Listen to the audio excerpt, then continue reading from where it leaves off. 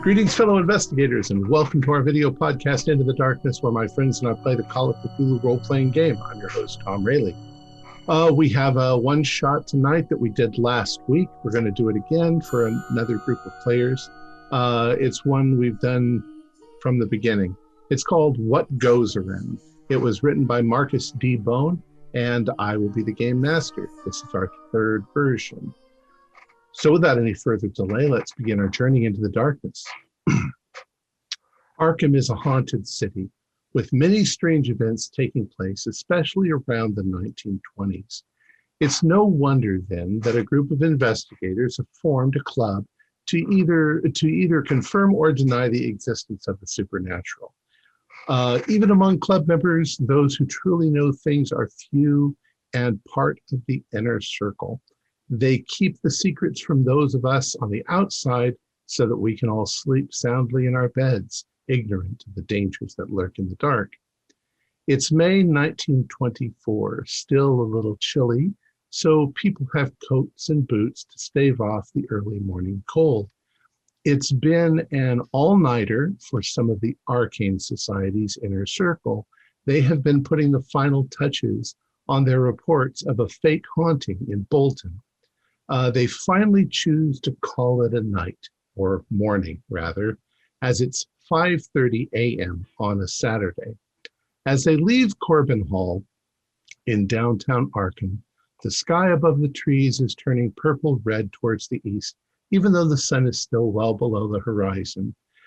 And as they cross the parking lot, there is a tremendous explosion that comes from just slightly down the street, across the street and down the street. One of these stores has burst into flame, a huge ball of pinkish orange flame shooting up into the sky. Glass shatters and flies all around. Buildings across the street, the glass in those buildings shatter as well. Flaming debris is thrown out into the streets. Literally feet from where you guys are standing. What would you do? What would you like to do? Well, Detective Frank Jones, is that his last name? Jordan, would pull out his gun and actually start going near the fire or near the door, seeing if there's anybody who needs help or anybody who caused it. What on earth was that? Holy smokes. I don't know, but it was big. We got to go see if anyone's hurt. Yes, I agree. Let's go. Yeah, Jesus, and run after him. Now, a lot of the shops, not all of the shops, but a lot of the shops in the neighborhood have people living above them. So within seconds, you start to see lights coming on up and down the street. Like I said, it's 5:30 in the morning.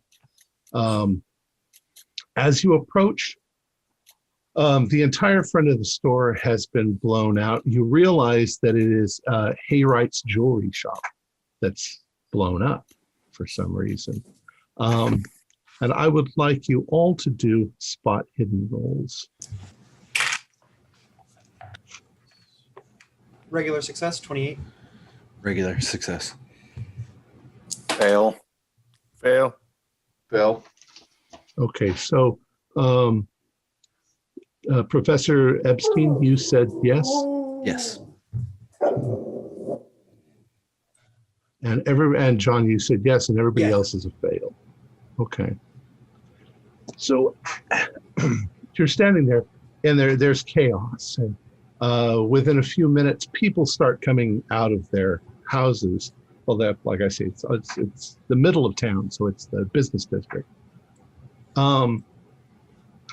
Professor Epstein and Phil, as you're standing there, you see something moving inside the inferno of the shop. The shop is completely engulfed in flames.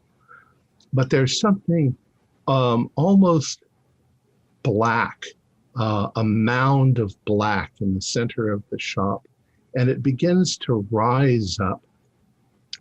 And as it rises up, despite the fire, despite the flames, it remains black. And it begins moving. And as it moves, it sort of rears itself onto its feet. And the flames around it are glowing kind of blue. And it's on 4 legs. And it starts moving towards the blasted out window. And as it arrives at the window, it steps through the window onto the pavement in front. And what it looks like is a gigantic wolf bear. And as you see it, it steps out of the building onto the pavement, and it raises its head in the air like it's sniffing the air. Its eyes are blue flames. And it turns to its right and begins walking down Main Street. Now, the other 3 can't see a thing. And nobody on the street seems to be reacting in any manner. But this thing is as plain as... You mean that we're preoccupied looking at other things, or No, we you simply can't don't see it? You see the flaming building and everything. In fact, there may even be people in the street now that the creature is walking sort of in that direction, and they don't see it. It's walking by them. But Phil and Professor Epstein, you see it as clear as day. Yeah, I'll point out to the others. You guys can do sanity rolls. Okay, yeah. I'm going to go in and make sure that, it could be that someone's harmed in there. Oh, you can't go into the building. It's engulfed in flame. Oh, okay. I got a 16. Is there What's on a pass? 1d4. Let me see what I get there. So I got a 1. So, my God! Yeah, I'll be like, gentlemen, do you see that? And I'll sort of point it out to everybody. You're muted, Patrick. Sorry. Yeah, Jesus, I see it. And I passed, but I also lost 3. I see the fire and the flames too, and the glass shattered all over the place. And they don't seem to be looking at the fire anymore. They're looking at the sidewalk. There's nothing on the sidewalk. We got to deal with this fire here. My character, Frank, is going to go in front of him and go, "There's nothing to see here. Go back to your homes. The fireplace will be going.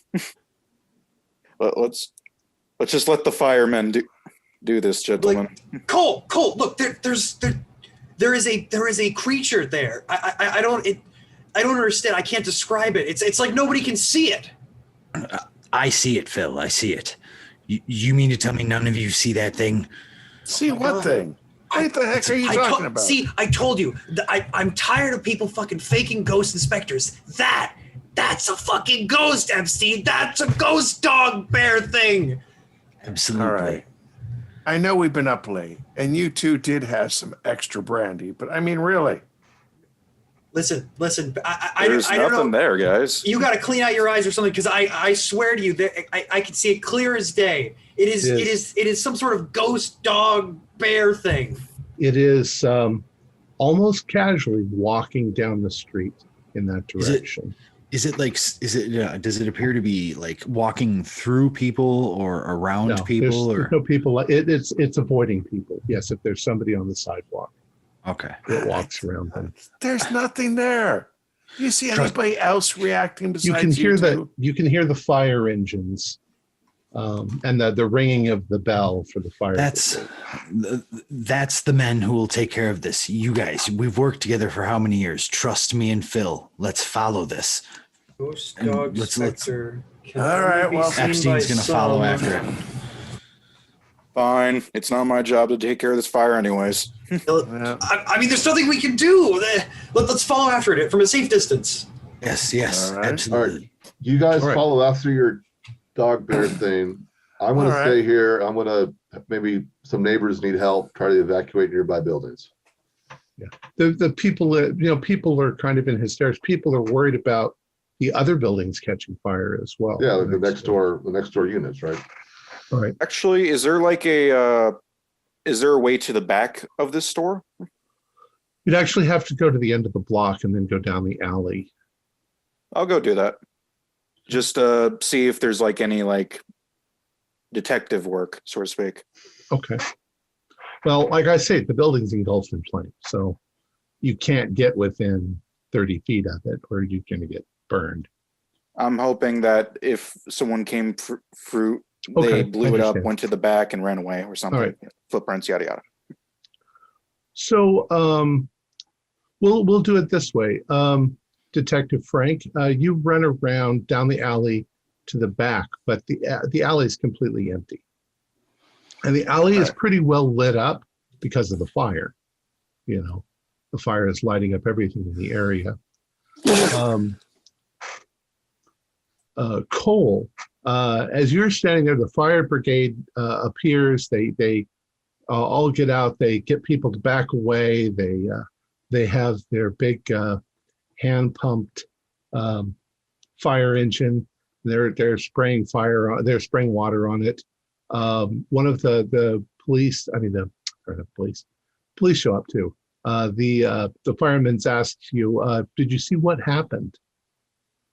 No, sir. We were just leaving the Corbin Hall right down here, and it was all of a sudden we heard this big explosion. So there was an explosion. That's correct, John? Right, detective? Yeah. A detective's in the back of the building. Oh, he's gone. Okay, John. Is that John's with me? Yeah, I see that. Yeah, I saw it was a large explosion. The glass blew out, flames. We came rushing down here to see if anyone was hurt, help them out. Can't even step in there to see what's going on in there. If there was somebody in there, I don't see how they could possibly have survived. Well, if we have any questions for you, we'll ask, but we've got to get the fire out. So they start doing that. So Professor Epstein and Phil, you are walking down the street chasing this thing. Yes. Correct. Yes. Yes. All right.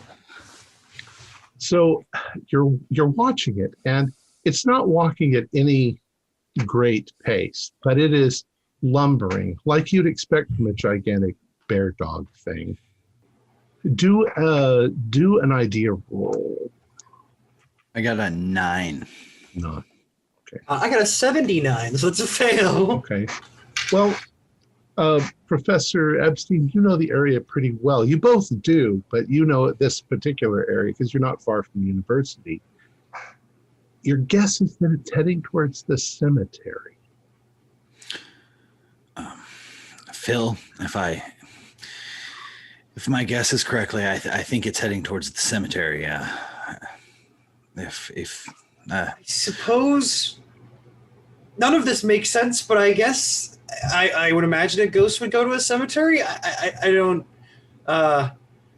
I'm very puzzled by this. Say, are you at all good at sketching? We've got to get a sketch of this. No, it's moving too fast for me to take a photo. So. Yes, unfortunately, I'm no good at sketching.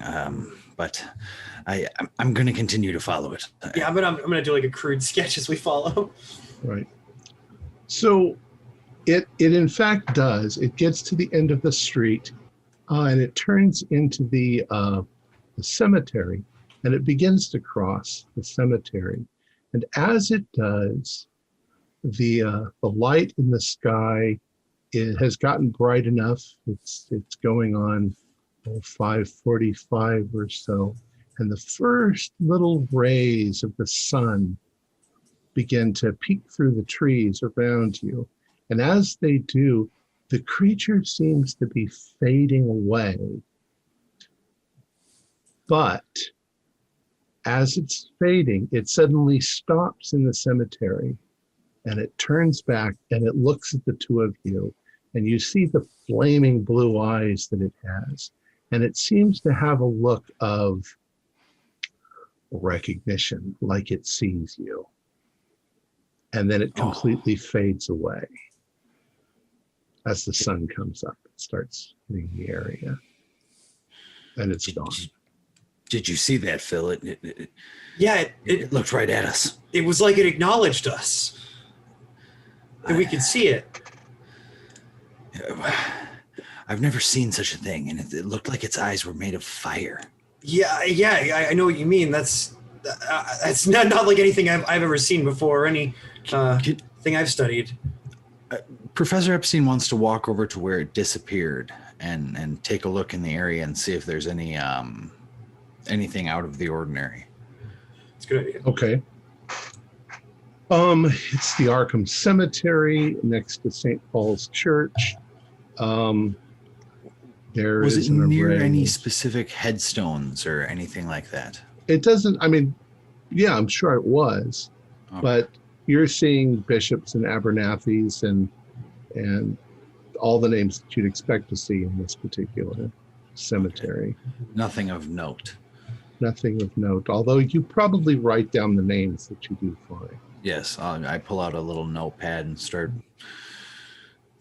Yeah, alphabetizing. you said that it's a very early morning. Is the sun coming up at all yet? Like, do we have Yes. light at all? Yes, the sun is up. Okay. I I'm mean, even it's going not, to take it's out. not up, but you've Yeah. got plenty of light.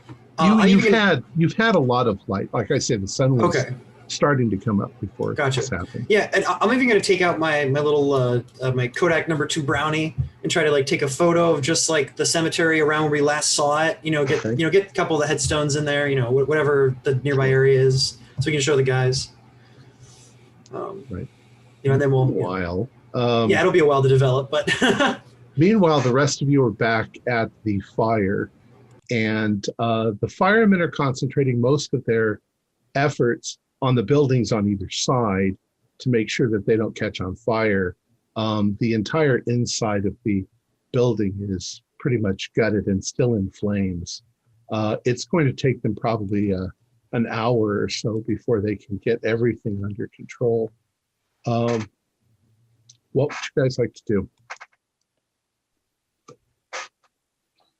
I'm going to try to find our friends that went on ahead.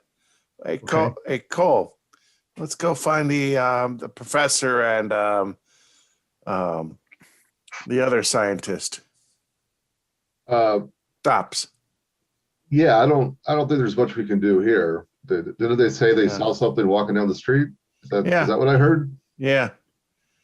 Hey, Jordan, we're going to try to find the prof and and Stops. Oh, you're saying my last name. Yeah. Sure. I'm going to talk to some of the neighbors really quick, see if they saw anything strange. All right. Well, catch up with us because they started walking down that way. Yeah. Roger that. I'll drive over. Mm-hmm. I really wonder what they saw. All right, so you catch up with them pretty quickly. So, gentlemen, what did you actually see? I know I gave you a hard time about the fire, but obviously you were intrigued enough that both of you what? all right. So You both have degrees, so I have to respect that at least. I'm not an artist, but I took a sketch. I was not able to take a photo because it was moving too much. I did, however, take a photo of where we last saw it. It seems it went to a cemetery. I'll have to get developed to show you the exact. We can look at the tombstones if it matters, but it was just it went over to the cemetery, and here's what it kind of looks like. And I show you the sketch where it kind of looks like the dog bear thing. It looks like something I went fire, on a hunting trip. Fire in the eyes, and it seemed to almost once it reached the cemetery and the dawn finally peeked over the buildings, it seemed to just disappear. But before it did, it turned and it looked at me and Phil, and it acknowledged us. And I've never seen anything like it. Oh. Would my like study of the local area and like local like mythology, possibly like would this be making ringing any bells in my head or anything like that? Well, you could roll. Okay, what would you like me to roll? Do you like have some of you guys have extra skills like folklore and stuff like that? See if there's something like that on there. Yeah. Otherwise, history or. When you showed me the picture, I know a lot about natural world. History. Would that fit in of me recognizing maybe what it was?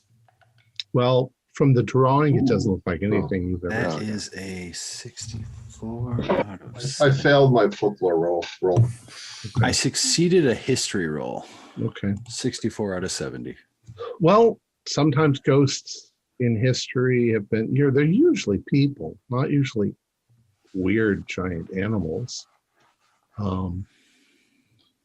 Since it went to the cemetery, I don't know, some sort of something associated with the dead. But you have no idea. You've never seen an illustration of anything that looked like this. So maybe it's some sort of protector spirit. So, gentlemen, just so I understand, so you're saying that you saw this beast leave that burning building just as we arrived, walk down the street to the cemetery here, and then disappeared after acknowledging you? Is that? It wasn't a Yes. beast, Okay. but it was more of like maybe a specter or something, because it was like nobody else could see it, and it was just casually walking down the road, and then it went down to the cemetery, and then it turned and saw us, and then it disappeared, faded away. Oh, I think someone should contact the local paranormal society. They can look into. Oh, it. sure. Hold on. Let me. Oh, right, that's us. Let me write the Arcane Society in Arkham. Oh, wait. Okay. Your wit knows no bounds, Klein. I do my best. I know we sound like people we normally try to prove are wrong or debunk, but I promise you, fellows, that sometimes we have run into, as you all well know, things that actually do go bump in the night. And I think this may be one of those rare occasions. As to why me and Phil could be the only ones who saw it, I have no clue. It definitely requires further investigation. Agreed. But I didn't notice you guys before this? We followed it the whole way here, but only at the last moment, right before it faded from our sight. It seemed to acknowledge us. It's as if it didn't care about anybody or anyone, it just sort of, casually walked along, not caring about the people, looking at the fire. And it was only at the end that it even acknowledged us. And can you identify exactly what area of the cemetery it was at when it disappeared? I took a photo. I'd have to get it developed for you, but we can describe it. Okay, let's walk Professor over there and Epstein take a will look. walk him over Sure. and Yeah, let's show go him take a the look. area, the general area where it disappeared. And Let me pull out my pen and check the heads- notebook. Check the headstones. Maybe there's a. Okay. You would guess that there's maybe 3 different headstones that it might have been in front of when it disappeared. Jeremiah Bishop, John Abernathy, and Michael Gilman. Do any of those headstones have any kind of symbols on them, I mean, they probably do. other than the obvious? No, nothing Cross. unusual. What was the first And name these again? are all Sorry? these are all fairly well known. What was the names. first name? It was John Abernathy, Michael Gilman. What was the first one? The first one was Bishop. Bishop. Last name. First name. Yeah, last name. So you guys are standing there. You can see the smoke rising up. It's not that far away. I mean, it's just down the street, down Main Street. It looks like you don't see any flames any longer, so they've managed to probably put out most of the fire. But it's still a big smoking. And you, My Sorry. character's still there, so Oh, your we see character. how- Yeah. Okay. Yeah, they've managed to tamp down the fire. There's a lot of smoke, and it smells of fire. And you said it was a jewelry store? It was Hayright's jewelry store. Hayright's jewelry. Yeah. Gentlemen, has anyone been a customer at that store? Do we know anything about the owner, the people that work there? It's possible John. He's the dilettante. It was a fairly reputable jewelry store. John, are you still with us? I'm sorry. Yeah, Oren, I see you blinking your eyes. Yep, John I'm here. Yeah, I met John Pickford knows that it's a recent. It's a decent jewelry store. Yeah, it's a good store. They had to do high And the quality Haywright stuff. family for a while. Yeah. So now I'm thinking about it. Well, if you guys are correct about this, shouldn't we be doing some research on most of these buildings go back a ways? Maybe one of these three names we have possibly had something to do with this actual piece of property, since the appearance of this, I guess, hound or bear appeared here. And what do you think? I think it's as good a place as any. I'm curious about the store where it originated. Yeah, that's why I find mean. out more. Yeah. Are you guys going to walk back towards Yeah, we're gonna walk the back. apartments? All right.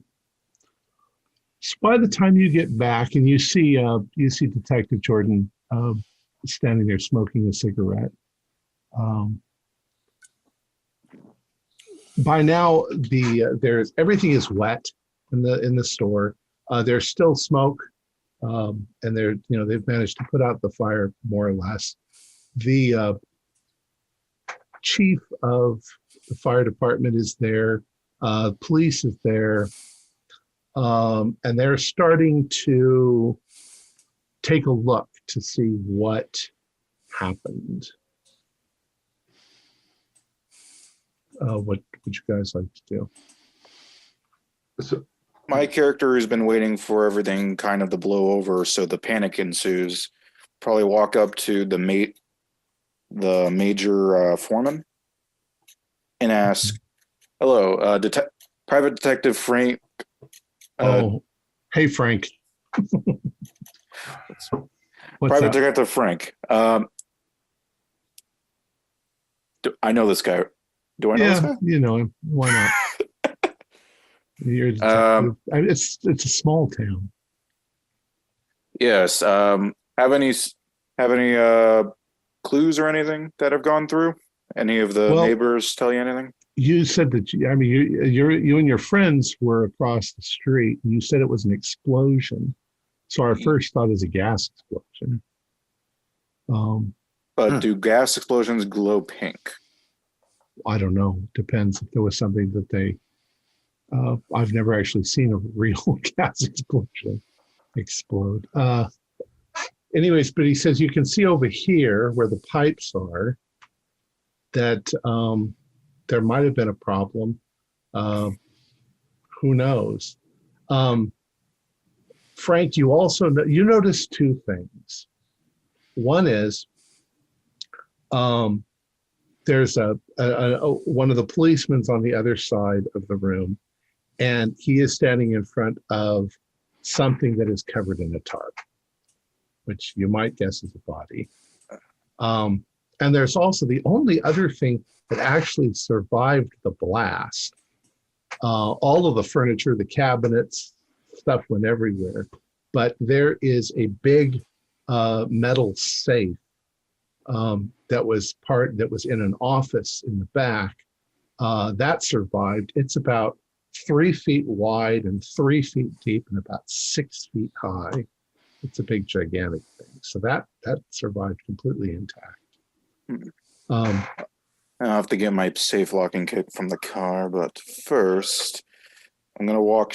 Frank's gonna walk straight to the cop, smoking his cigarettes. Hello, Officer Jordan.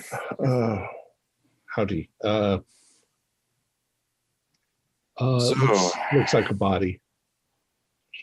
I mean, that's what he says to you. He looks like he's a little green. So was this the store owner, or do you have any knowledge of who this was? I don't know. We called the doc for him to come down and see what he can see. It's not much to identify here. So this body is like in the building, and the fire's out. The body's inside, or is it like the body's inside, and it is covered in the tarp. And the fire's by out. now, the four of you have joined detective. And as you see in the chat, I said that you guys have a reputation in the town, so it's not like, who the hell are you people? You know. Well, Jordan, I'm gonna have to see the body. This is now an investigation of the Arcane Society. Well, you better. I hope you didn't have breakfast. Never do. You know this. So, how about the four of you? Are you guys nearby now when he's going to lift the? Yeah, I guess so. I've stepped in. Yeah. I'm gonna take a step back. So am I. A little apprehensive. Well, when Detective Jordan pulls it back, it is difficult to identify. You definitely know it's human, but it's what you'd expect to see from somebody who is in a terrible fire. The clothing's all gone. You, detective, do a spot hidden for me.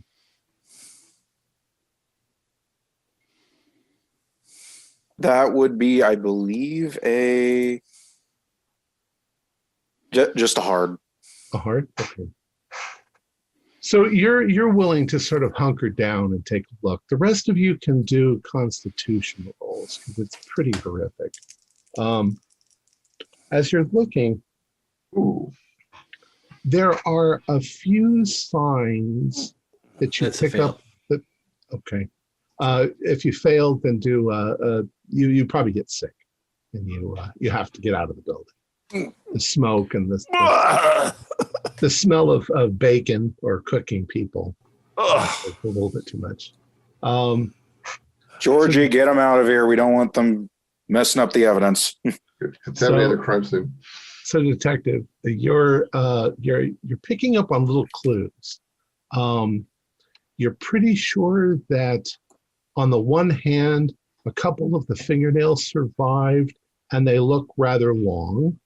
And you're pretty sure that that this person was wearing a necklace of some sort. The metal's actually melted and put a distinct sort of I don't know how to impression on the body. So you're guessing it might have been a female. Do we know anybody who frequents this place more than once or twice? At 5:30 in the morning? No, in general. Like someone who would come here often. Could be anybody in the town. But they probably wouldn't be here at 5:30 in the morning. It's a jewelry store, so I might want to ask the diligent. There's a lot of people who's the owner of this store? The owner is John and Valerie Haywright. I'm sorry, John and Valerie Burton. Yeah, it's John and Valerie Burton. Now, do I happen to know they live here or they live someplace else? They live in town. You're pretty sure. Yeah, they live in town. I'm quite sure the cops are coming to get them right now. I sure hope it's not Valerie. Nice jewelry she's wearing, long fingernails. I give it about a 75% chance that this is Valerie or some robber who blew herself up. Well, Valerie sometimes works in the shop, so she doesn't always always have long nails. All right, let's go down to 50% then. Anyways. John, this is John Pickford. Mm-hmm. Do an idea roll. This is kind of for memory. Well, that was a extreme excess. Okay. 906. you're not really familiar with the Burtons, but you do know a little bit because you know stuff about parties and stuff. You're pretty sure. Well, you're definitely sure that the Hayrights was originally owned by Avery Haywright, and that's Valerie's dad. Then she married John Burton, and she was the kind of person that really wanted to be a socialite and be involved in all the social things. But she and her husband weren't really the right kind of people, so to speak. They were a little too tacky common. Yeah. Yeah, they were sort of both her and particularly her, but both her and her husband wanted to be part of the scene, but they were a little bit blunt, or maybe a little for the crowd, a little bit too much of the touch of the common, if you know what I mean. So a motive could be that they poke their head into the scene and they don't want them. But I don't see why that would consider to be burning down a jewelry store and murder. So, especially their own place, that doesn't make sense. I could see definitely some hazing, but nothing this severe. Well, the firefighter did say they suspect it's some sort of gas explosion, so it could be a perfectly innocent explanation. That doesn't explain the monster that the two of you saw going down to the cemetery. Could be some sort of hallucination induced by whatever gases they plug into our brains these days. I'm going to check that safe really quick. Okay. But first I need to grab my safe cracking tools. I'll be right back. All right. I sure hope it wasn't one of the Burtons. That would be a sad loss for the town. It's a good jewelry store. Can't imagine them doing this to their place. So, Detective Frank, you get your tools, and you come back inside, and your intention is to try to crack the safe. Yes. Okay. Police Locksmith. and firemen are here. I'll explain to the police I'm doing this for evidence reasons. All right. I will actually make Officer Jordan watch me do it. All right. Go ahead and do you have a lockpicking skill? Yes, I have a pretty high one, actually. I still failed at a 77. Okay. So you're fiddling with the safe. And as you're fiddling with the safe, a police car pulls up, and leaping out of the passenger seat is a man that some of you recognize. It's John Burton. And he comes running out and he's like, "Oh my God, is she in there?" And they sort of restrain him. I go out there. Mr. Burton. Oh my God. Your wife didn't come down here, did she? She did. She got up about 4:00. Oh my God. She came down here she wanted to check on something in the shop. She sometimes gets a bug in her, oh my God. Is she dead? Well, I suspect she probably is. There's a body in there, but the fire burnt everything Oh my God. beyond recognition. However, and we did. I mean, I grab him by the shoulder. I go, as in support. I go, come with me. The police have something that you need. Someone that you need to identify. I hope and pray it's not her. Oh my God. So you're going to take him in and Yeah. shoo him him the body. Oh my god. Well, because he's going to have to identify her anyway. So, is my thought.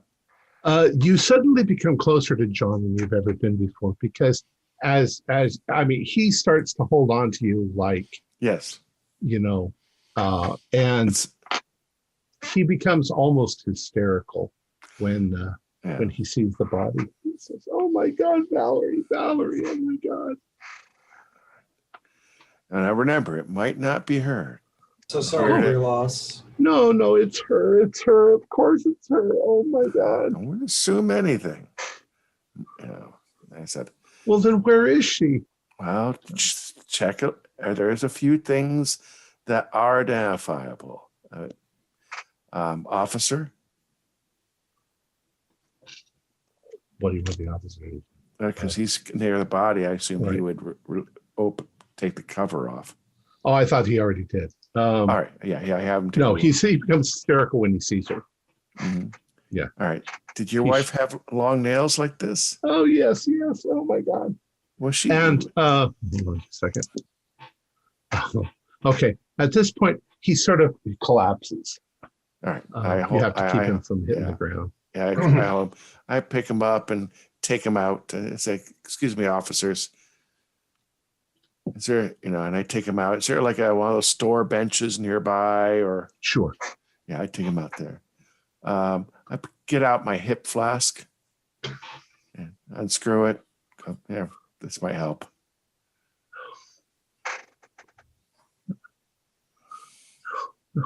He becomes, he has a reaction to, I guess, maybe it's grief or whatever. He doesn't want your damn flask. He gets up and he just starts walking down the street. I follow behind him just to make sure he's okay. Okay. From what you know of where he lives, he's probably just walking in that direction at this point. Yeah, well, I'm just following to make sure he doesn't do anything all right. foolish. And I look at the officers and I look at him and go, in the El Soto, I'm following him to make sure he doesn't do anything foolish. Sure. All right. Well, you follow him, and there's a few moments when he stops in his tracks, and he just, for a few moments, he looks almost catatonic, and then he shakes his head and he keeps going, and you can see that he's crying and carrying on. And finally, he walks up the street towards his house. Now he has the Haywright house is a very nice house. Avery Haywright built it, and the Haywright jewelry store has made pretty good money over the years. So they've got a fairly good place. And, he sort of thanks you for walking him home. He needs to lie down. He doesn't. I understand. It's heartbreaking. You know where to get a hold of me if you want to talk. Of course. And he goes into his house. Okay. And I will walk back. Okay. So what do the rest of you want to do? Oh, the safe. All right. So nobody seemed to care that you were trying to open the safe. Go ahead and do another lockpick roll. Alrighty. Let's push this. Wait, I rolled 2 100s. Give me a second. You rolled 2 100s in a roll. That I believe explodes and kills you. For no reason whatsoever. All right, locksmith. That is a hard. Okay. So you're really having trouble with this damn lock, but it finally pops and it opens up. There's not a lot in here. There are a few black velvet boxes that have possibly their most expensive jewelry, which they keep in the safe, and they only put it out, during working hours. So fortunately, they haven't lost that. That whatever they can be. There's probably a few bundles of money, and there is a file folder that's got some papers in it. That's kind of underneath one of the boxes. It's probably the only thing that wouldn't be missed if you grabbed it. Frank's going to look at Officer George and say, all right, make sure you mark down everything down about the touch so you know for a fact, you know the drill, so I don't steal anything, yada, yada. Right. I'm going to go through the jewelry first, the black boxes. It's just jewelry. All right. Bags of money will be fine. They're bags of money, right. And let's go straight to the papers. Okay. There are 3 pieces of paper inside this file folder, and 2 of them seem to be written in a foreign language. The first one is a small piece of paper, and it looks like this. Is that Russian? Yeah, I'm pretty sure that's Russian. I think, would my character be smart enough to know this is Russian? You were smart enough to know it's Russian, so I mean, yeah, you recognize the language, Yeah, good but point. you can't read it. Anybody happen to speak Russian? Yeah, anybody speak Russian here? George? Anybody? Nobody speaks Russian. Next paper. The second piece of paper looks very old, like something torn out of an antique old book. It's also written in what looks like Russian. It looks like this. All right, third time's the charm. And the final piece looks like this. It's pretty small. Dormitory Travel Bureau, 5310 West 81st Street, Lower Manhattan, New York. Specialist of the East European travel since 1897.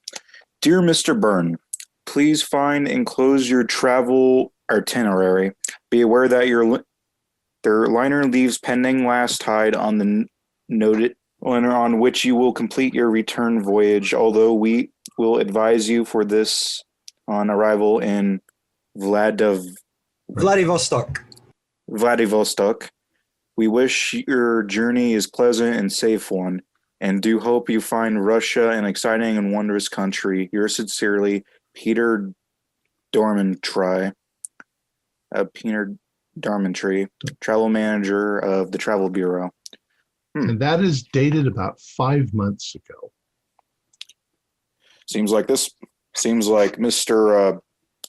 What was his last name, George? Burton? Yes, Mr. Burton went on a vacation 5 months ago. Interesting. Would I know, or could I roll like a journalism to know about what's going on in Russia right now as a character? It's not important to discover. Okay. It's like, why would you want to go to Russia right now? They just had a revolution. You know, the communists are in power. Why would you want to go there? Jewelry. I guess. Just seems like I don't know. Seems like not the kind of place you would want to go to buy jewelry, given the recent uproar. But maybe that's just me as a journalist. I don't know. Does seem strange. Thank you for pointing that out, journalist. Among my many roles in our team. Yes, as you can see, I may be a good investigator, but I am as dumb as a brick. So we need to find someone who speaks Russian or reads it, or we got to go to the library and find a book about how to translate it.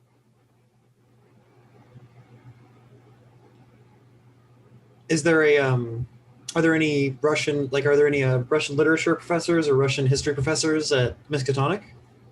Possibly. Knowing Miskatonic, probably. Yes.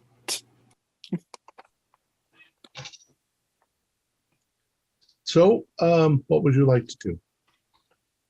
It is now, we'll say, Probably around 8:30 a.m.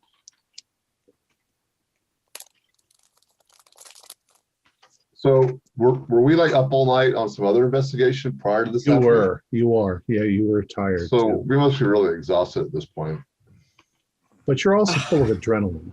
Yeah, I mean, I hear what you're saying, but I'm gonna have a hard time sleeping after all that. Well, gentlemen, I don't know what else we could do right this second. I'm exhausted. I'm sure most of you are as well. I'm prepared to go home, try to get a good, at least a couple hours of sleep, and then later today we can maybe visit the library, ask questions around town. Hi, gentlemen. I just walked Mr. Burton home. He was pretty upset. I'm kind of glad I did so. Did you guys, I see you open the safe. Did you discover anything?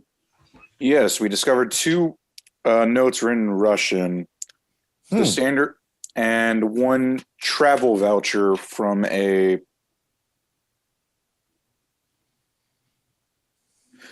travel associate, I believe. Apparently, he took a trip to Russia a couple months ago. Oh, what part of Russia? Vladivostok. Oh, on the Pacific coast? Wow. Is that where that is? Yeah, it's over near, do believe it's along the Pacific coast. I just know it's not the most stable country these days. What year is it again? 1924. 1924. Well, yeah, the revolution is just finishing up, I do believe, but Yeah, I do believe the Reds are in power. Yeah, but it might be a smart move for a jewelry man. A lot of stuff turned up, and there's a lot of nobility that either used Vladivostok to escape, or a lot of jewelry was,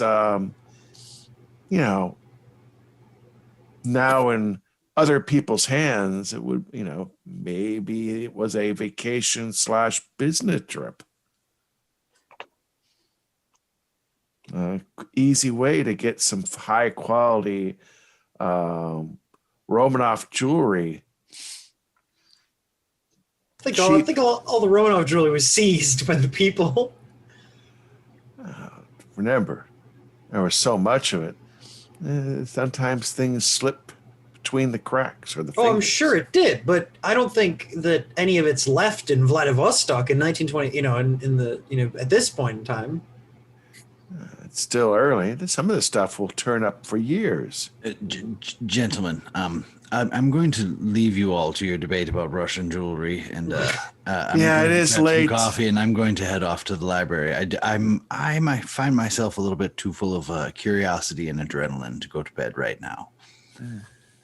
I will return to my home, and I will look for you gentlemen maybe around lunchtime.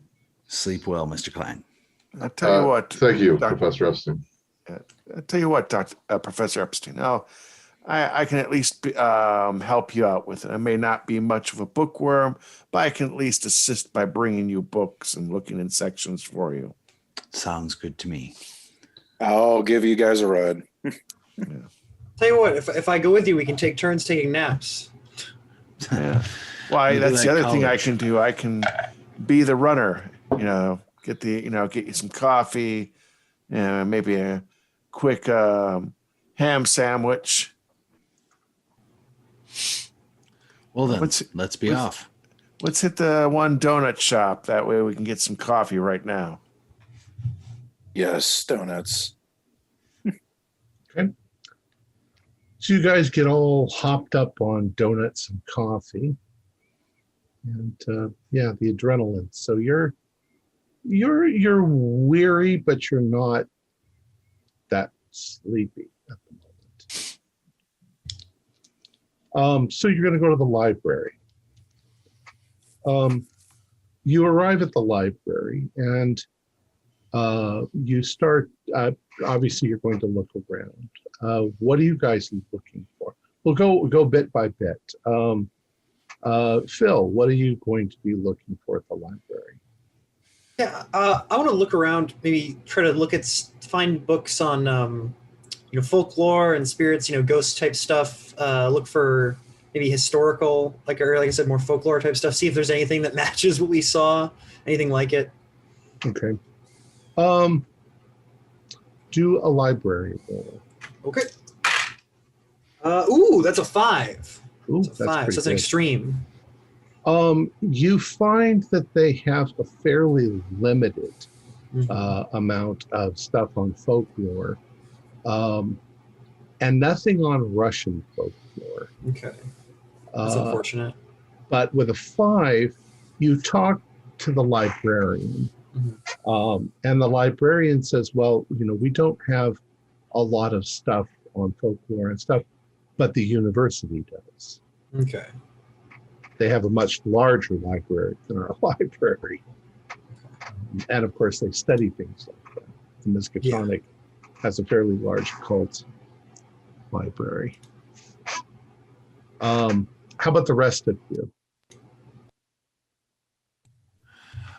Professor Epstein would want to look up the 3 names on the gravestones. On the gravestones. Okay. Yeah, so Bishop and Abernathy and.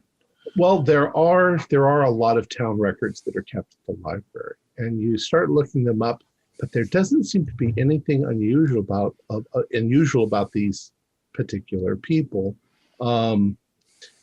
There's a tendency in Arkham to refer to the undesirables as the degenerated branches of families, and then the ones that aren't degenerated. And all of these people are like the undegenerated bishops and Abernathys and so forth.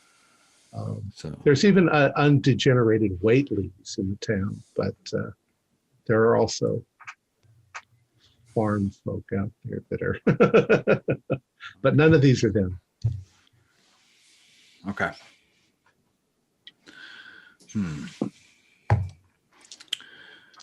So no connection. John Cole. I'm not really a library person, so I'm just trying to assist him with getting things, that and bringing him coffee. Okay. It's not my strong point, but what my strong point is just providing them help. Okay. Frank is sleeping in the car. He's sleeping in the car. Okay. And Cole? I'm at home sleeping. Oh, you went home. Okay. Yeah. So what would you like to do now? It's probably about 9 o'clock. Oh, gentlemen, I was just thinking, doesn't this university have a Russian studies department, or at least someone here that would know Russian? Yes, at the university we should have. There's definitely a languages department. Would I know of a professor that I work with at Miskatonic? Do a luck roll. Okay. What is my luck?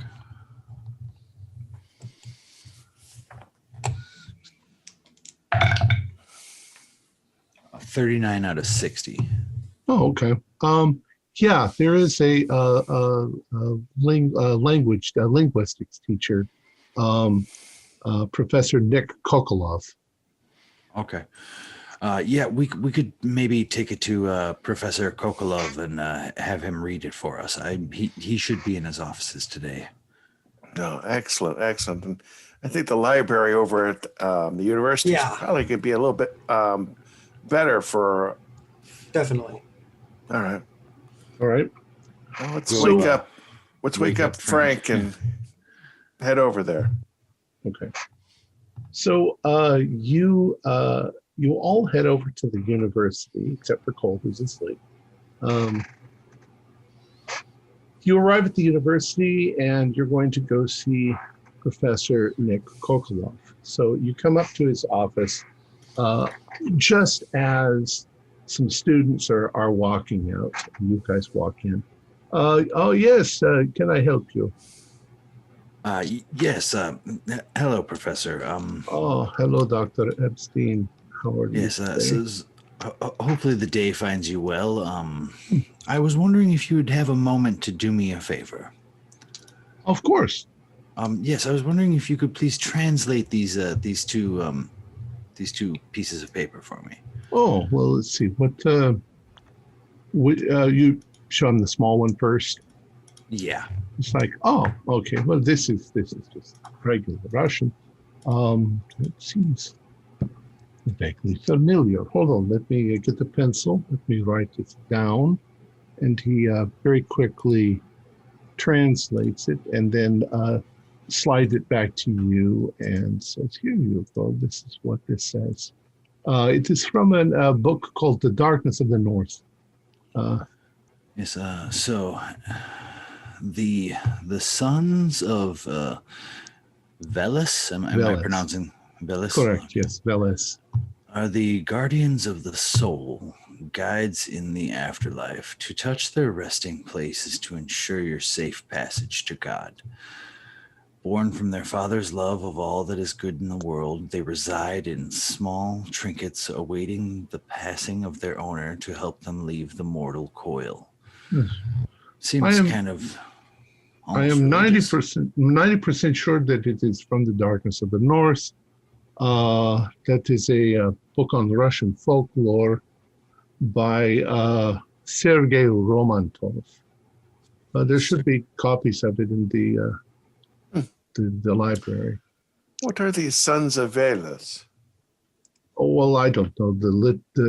It's old pre-Christian religion in Russia. Pagan. And what about this one, Professor? Oh my goodness, this. Now then, let us look at this. This is not in modern Russian. It's in the Slavonic. My goodness, I'd say from at least 400 years ago. It's difficult. Let me, this will take me a little bit of time. And he reaches up onto his shelf and pulls down a big lexicon of Russian. He says, this will take me a little bit of time to translate. It's fascinating, though it looks like it's quite old. Give me a couple of hours. I should be able to. Of course. We'll go look up this Darkness of the North in the library. Of course. Okay. Yes. Please. Come back in about 2 hours. Okay. I should be able to translate this for you. Thank you once again, Professor. Thank you. All right. So you guys leave, and you head back to the library. All right. Who wants to look for the book?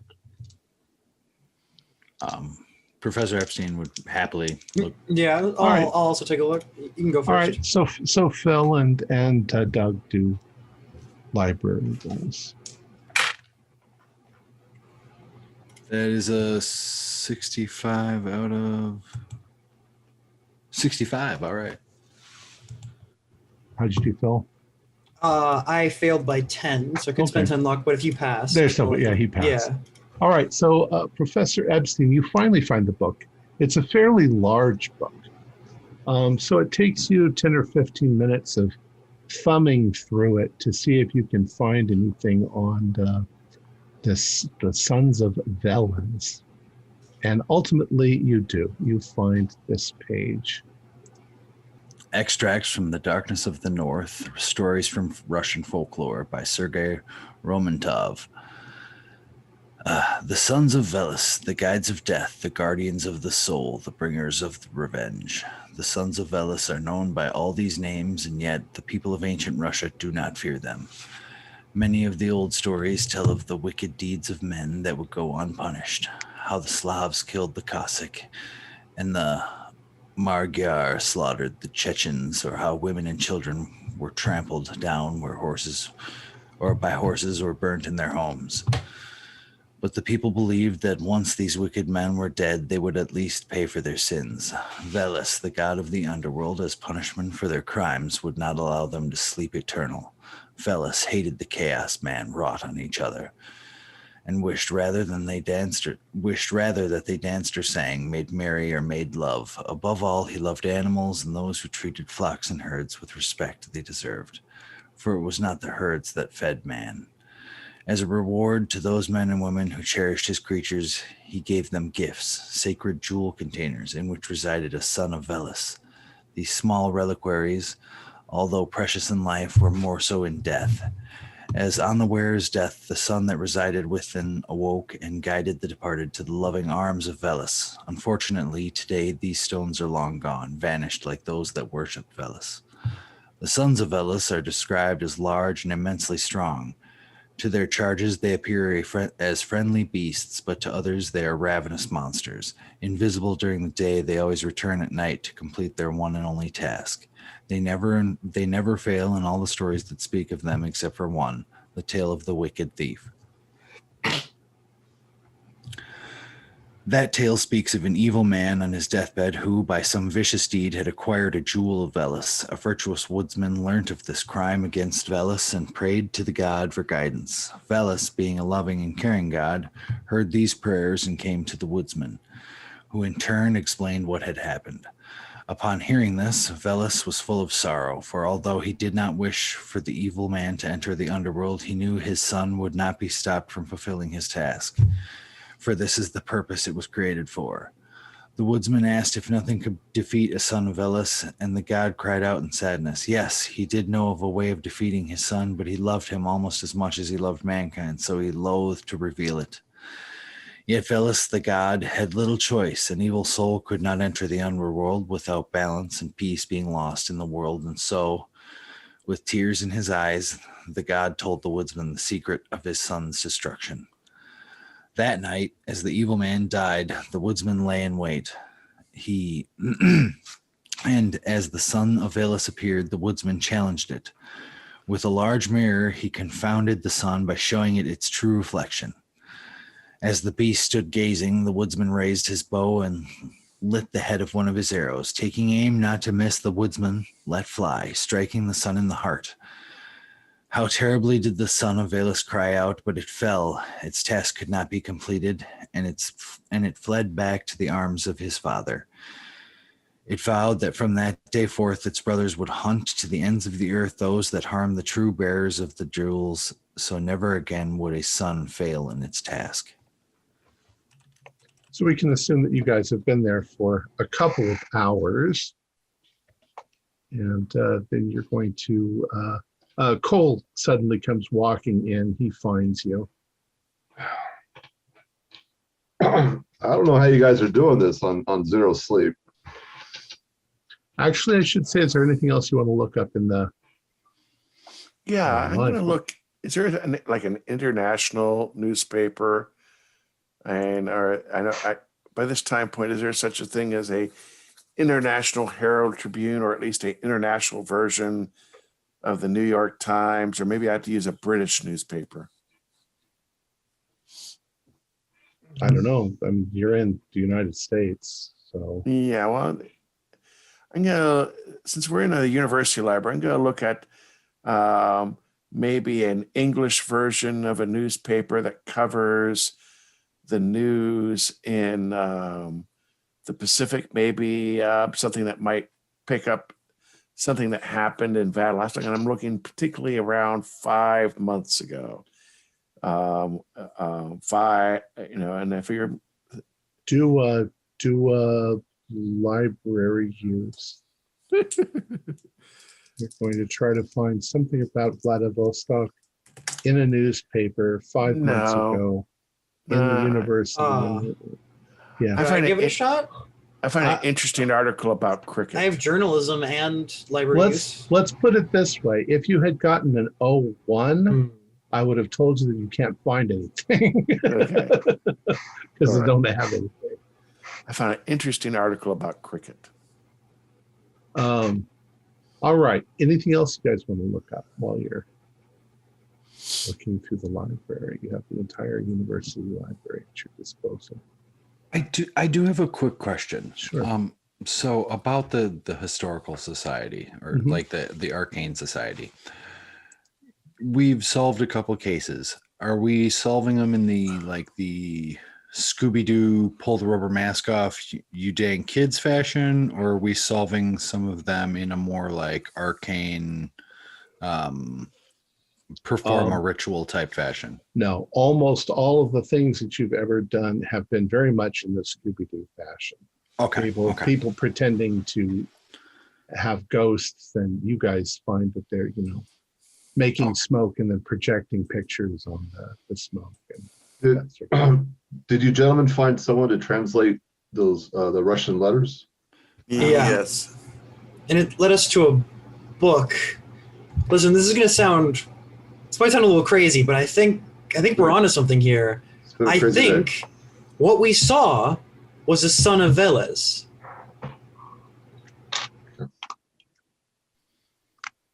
And that's some sort of mythical beast? Is that?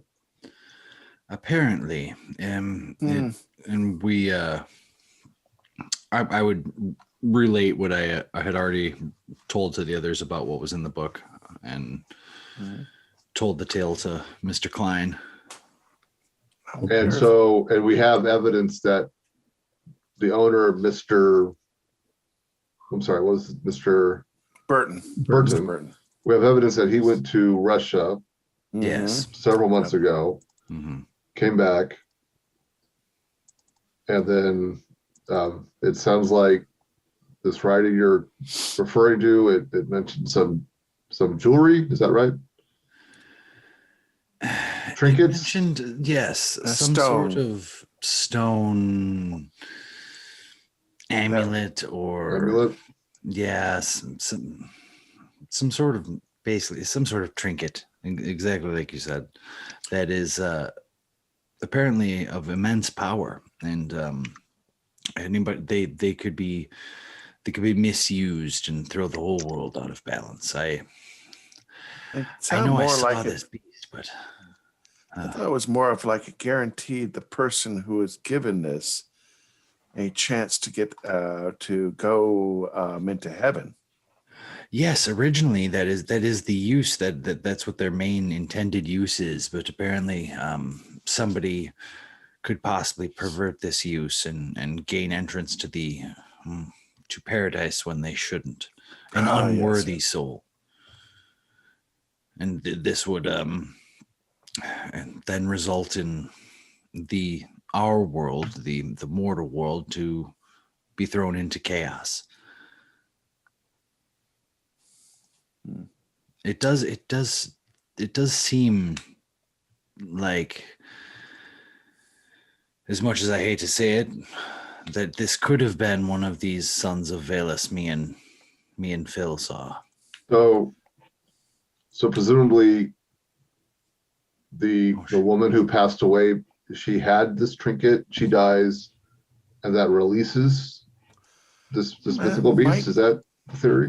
Might not. It might have been that they had, or one of them, and I suspect might have harmed one of the true bearers of this trinket.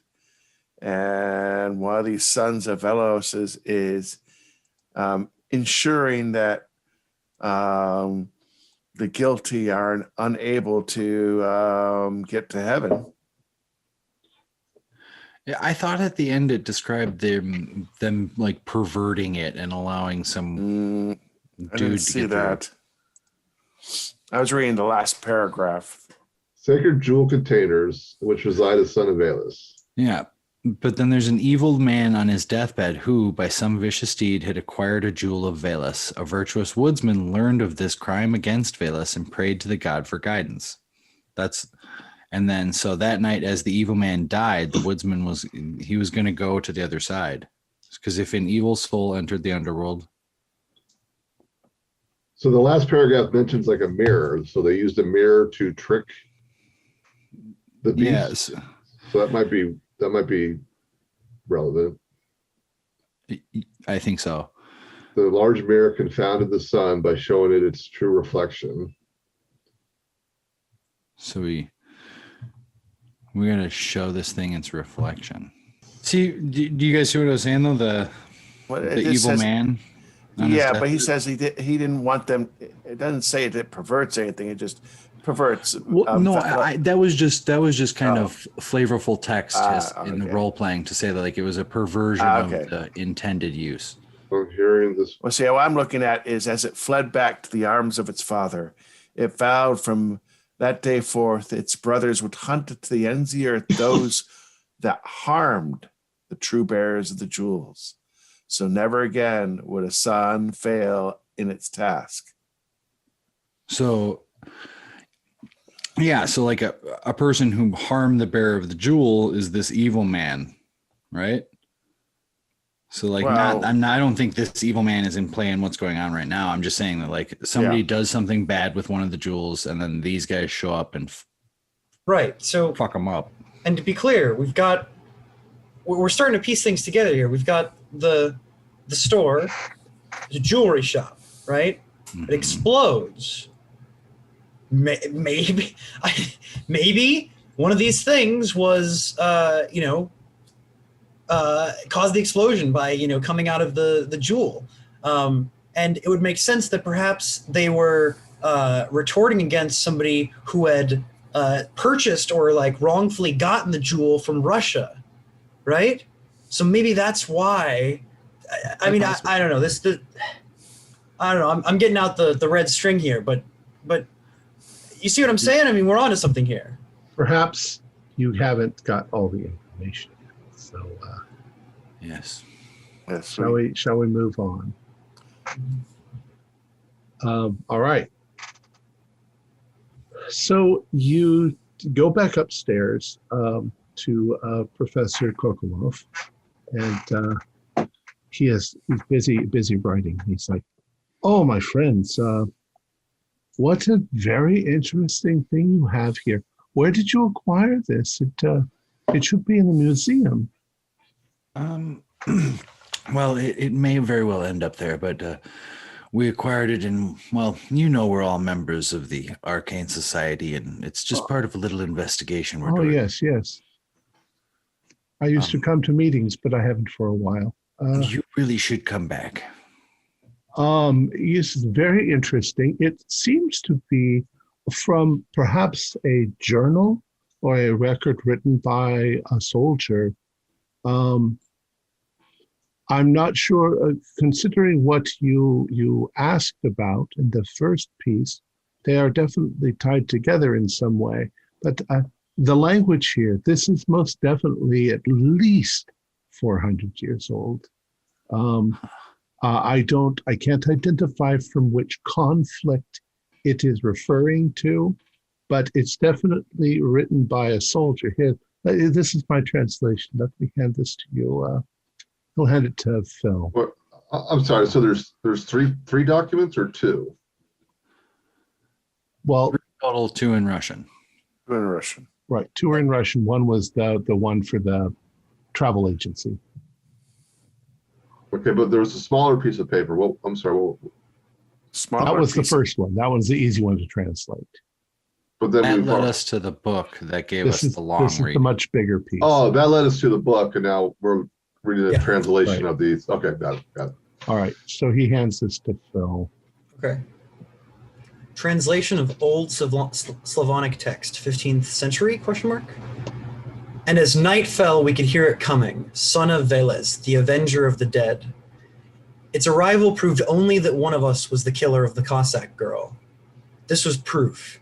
If the god beast came, then we could not deny that one of us had gone back and had killed her, revenge for the deaths of our own children.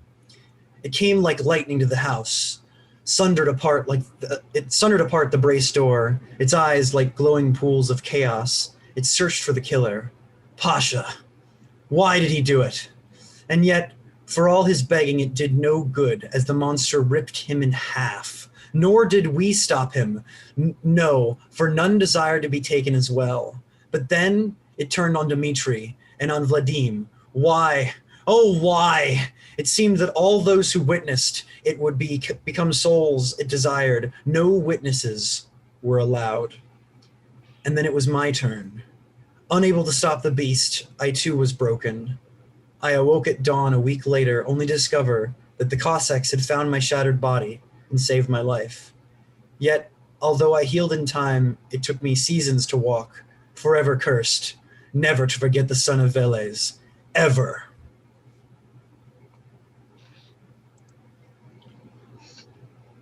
All that. Well, Phil, I don't think that's good news for us. Yeah, I don't think it is either. However, I'm a little confused because if this is one of these things and these documents are true, then I feel like it wouldn't have been so relax about acknowledging us as witnesses when we saw it. Perhaps. Yeah, it said that during the daylight it was basically rendered powerless and invisible. I'm assuming that when it's dark again tonight, we're going to have to deal with that. I suppose we didn't witness any killings, we just saw the aftermath. It looked right through us.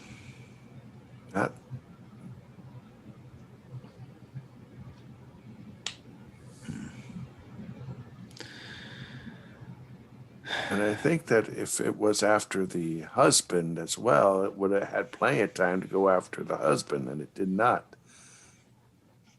John Pickford, do an idea roll. Knowledge roll. 06. Boy, I'm hot when it comes to knowledge. Excellent. Nice. You walked Mr. Burton home, and as you said what you just said, you're sitting there thinking for a moment, and if here's Main Street where the shop was, and Mr. Burton lives here, the thing would have had to have crossed the cemetery to head in the direction of Mr. Burton's house. Oh. Hold it here. I take that back. It's not done. It was heading towards Burton's house. Yeah, and I think it was right that because the sun was coming up, it wasn't that it left, it was that we were unable to see it anymore. Yeah, but I think you two need to be worried. You also witnessed it. We didn't witness it kill, though. I don't know how any of this works. I'm not willing to take any chances in particular. But I can tell you right now, Mr. Burton is got a. If I read this right, and if we're correct, Burton has a big target on him. I think the folk tale or fairy tale laid out a Assuming we solution believe for it. us. Well, if we believe what me and Phil saw, and I certainly believe it, we have a potential way to combat it. We show it its reflection, and I assume, burn it. Or shoot its heart, I guess. I don't know about you, but I'm no good with any martial weapons. Well, you're the only two that saw it. It's currently about 11:30 a.m. Sun goes down at 7:30. So we have 8 hours to figure this out, or at least to come up with a plan. Not only that, but do we want to try to protect Burton? Will he even believe us? If he's one of these evil men, I have no interest in being anywhere near him. Well, unfortunately, I think in order to save ourselves, one of the most likely ways to do that would be to set a trap where we know it's going, and that is to Burton.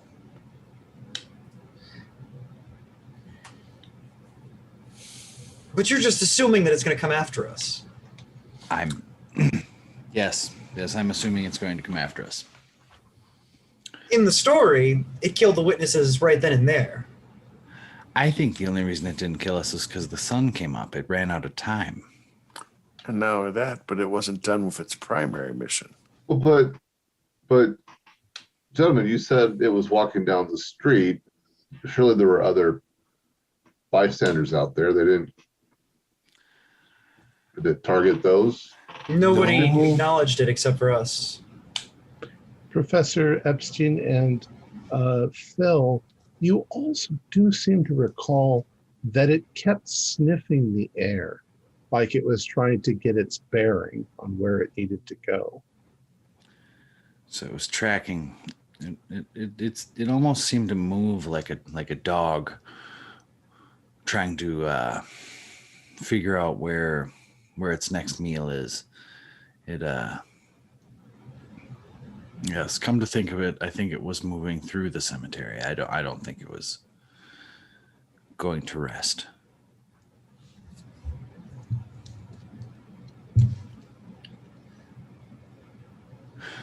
Would the Miskatonic have any old sets of armor or anything like that? No, nothing No. like that. Okay. Everybody do an idea roll. Nice. It's 11. So is that just our intelligence? Intelligence, yeah. Regular success. Success? Regular success. But Professor Epstein, you got an 11. Is that a hard I think stream? so. My intelligence is 85. Oh, that's an extreme then. So yeah, Extreme. The one gap in your knowledge is you don't know that much about Mr. Burton. As Yes. far as you know, the Hayrite Story Shop's been a reputable building establishment for 50 years. yes, but if I remember, John, earlier you mentioned that Mr. Burton he married Valerie, and Right. It was Valerie's father owned the shop, correct? Yes. Well, maybe we need to find out more about Mr. Burton. Or what about her father? I mean, yeah, because she was the first victim, I think. Yeah. I assume that she had done something.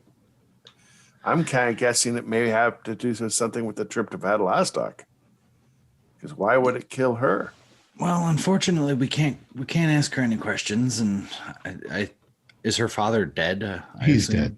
Yeah. So that leaves us only one person to actually pursue.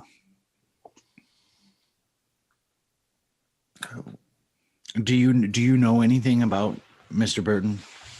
I mean, he's a jewelry store owner. I mean, I didn't even know he had gone to Russia. Didn't you mention something about him His having wife- tried to get into the scene and being unsuccessful? Yes, yeah. to Well, mingle with they you were in your cohorts. Yeah, he occasionally failed, but he was basically what we would call a hanger-on. He would be invited just enough because he owned the store, but because of their lack of finesse and their bluntness and Ron, you would probably guess that she owned the store yeah, she owned the because store. it was her Yeah. father's store. Yeah. So- I suspect she wanted to, Pry was pushing the thing, but the two just didn't fit into the cultural scene. Do you think they may have been so desperate to change their station as to pursue means other than the regular, such as, paying one's way in. Instead, they maybe went for the only metaphor I can come up with is they went to go get a love potion to change the way people felt about them. That's it's possible. They're talking about a stone here. I think it's more likely maybe they were doing some underhanded business. That's possible. But you could be right. I don't know what the stone could be used. It could be. I mean, let's not take anything off the table. But something happened. Oh yeah. Well, this is a small town. Why don't we check out who knew him? I mean, probably the people who knew him best is anyone that worked at the shop. And I think that sounds like a great idea. We should maybe figure out who their employees were, and you know where he lives, right? Oh yeah, I escorted him last night, but his employees, I really don't know. If I can interject, the travel agency, was that local or was that in New York City? It was in New York. Maybe we could call the travel agency. I wonder if they might be able to share some insight as to why exactly he was going there. Yes. Tom, What you'd like to do? That was actually the message I sent you. I was planning to call the travel agency while they were upstairs talking while I was sitting in the car. I'm sorry, I didn't see that. I think the detective should make that call. Seems like he'd be a good fit for that. Absolutely. Already thought about it in the car. All right, so you call the number that's listed.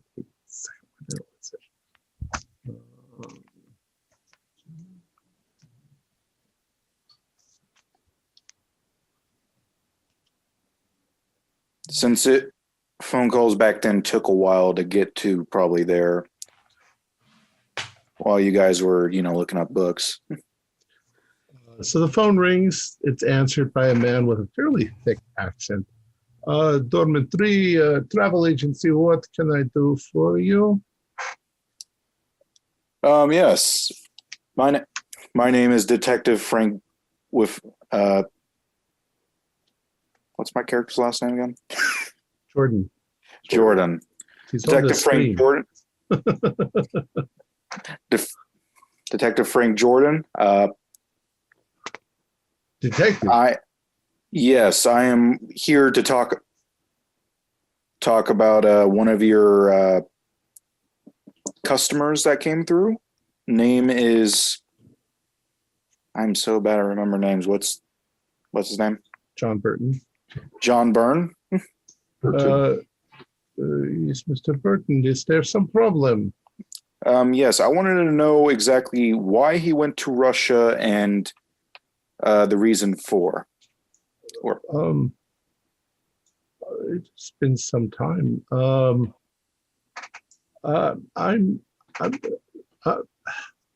Is this on police business? Are you with New York Police Department?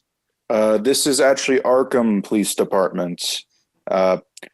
His shop burned down last night. Other than that, I cannot tell you any other confidentiality.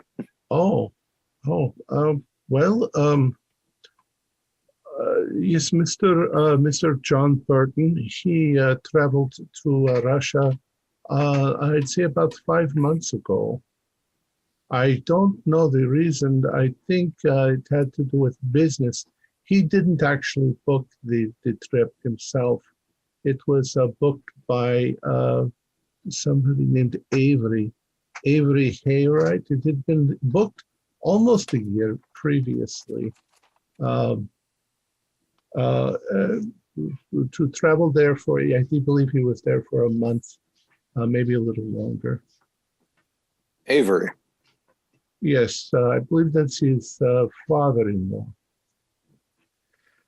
Avery. Could you spell the last name for me? Haywright, Haywrigh.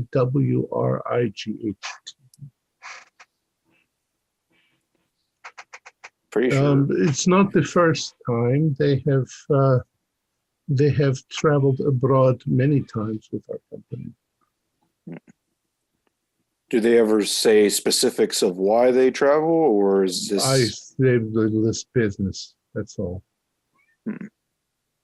We'll have to give Mr. Avery Haywright a call too. Thank you for your cooperation. I believe he's dead. I think he died last year. Okay. But Mr. Burton, you said his shop burned down. How horrible. Yes, very. He all horrible. right? He is perfectly fine. Well, if there's anything else I can do to help you, please give me a call back. Alrighty. Yep. Have a good rest of your day, sir. Thank you.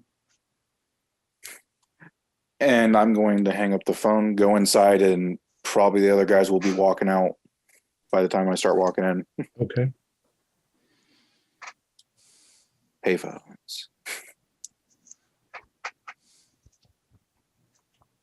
So Hello. he tells you everything. Yeah. Yeah.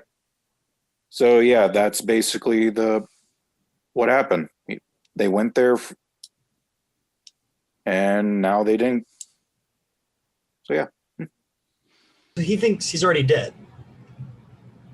Yes, Avery Haywright is believed to be dead for a year. Is he dead? Yes. But you It sounds said like the trip had been booked over a year before the trip was even occurred By So- Avery. by Avery. it So was he could have booked, and booked- then he passed away. Way. Interesting. Wonder if some sort of tax scam, maybe like a debt thing.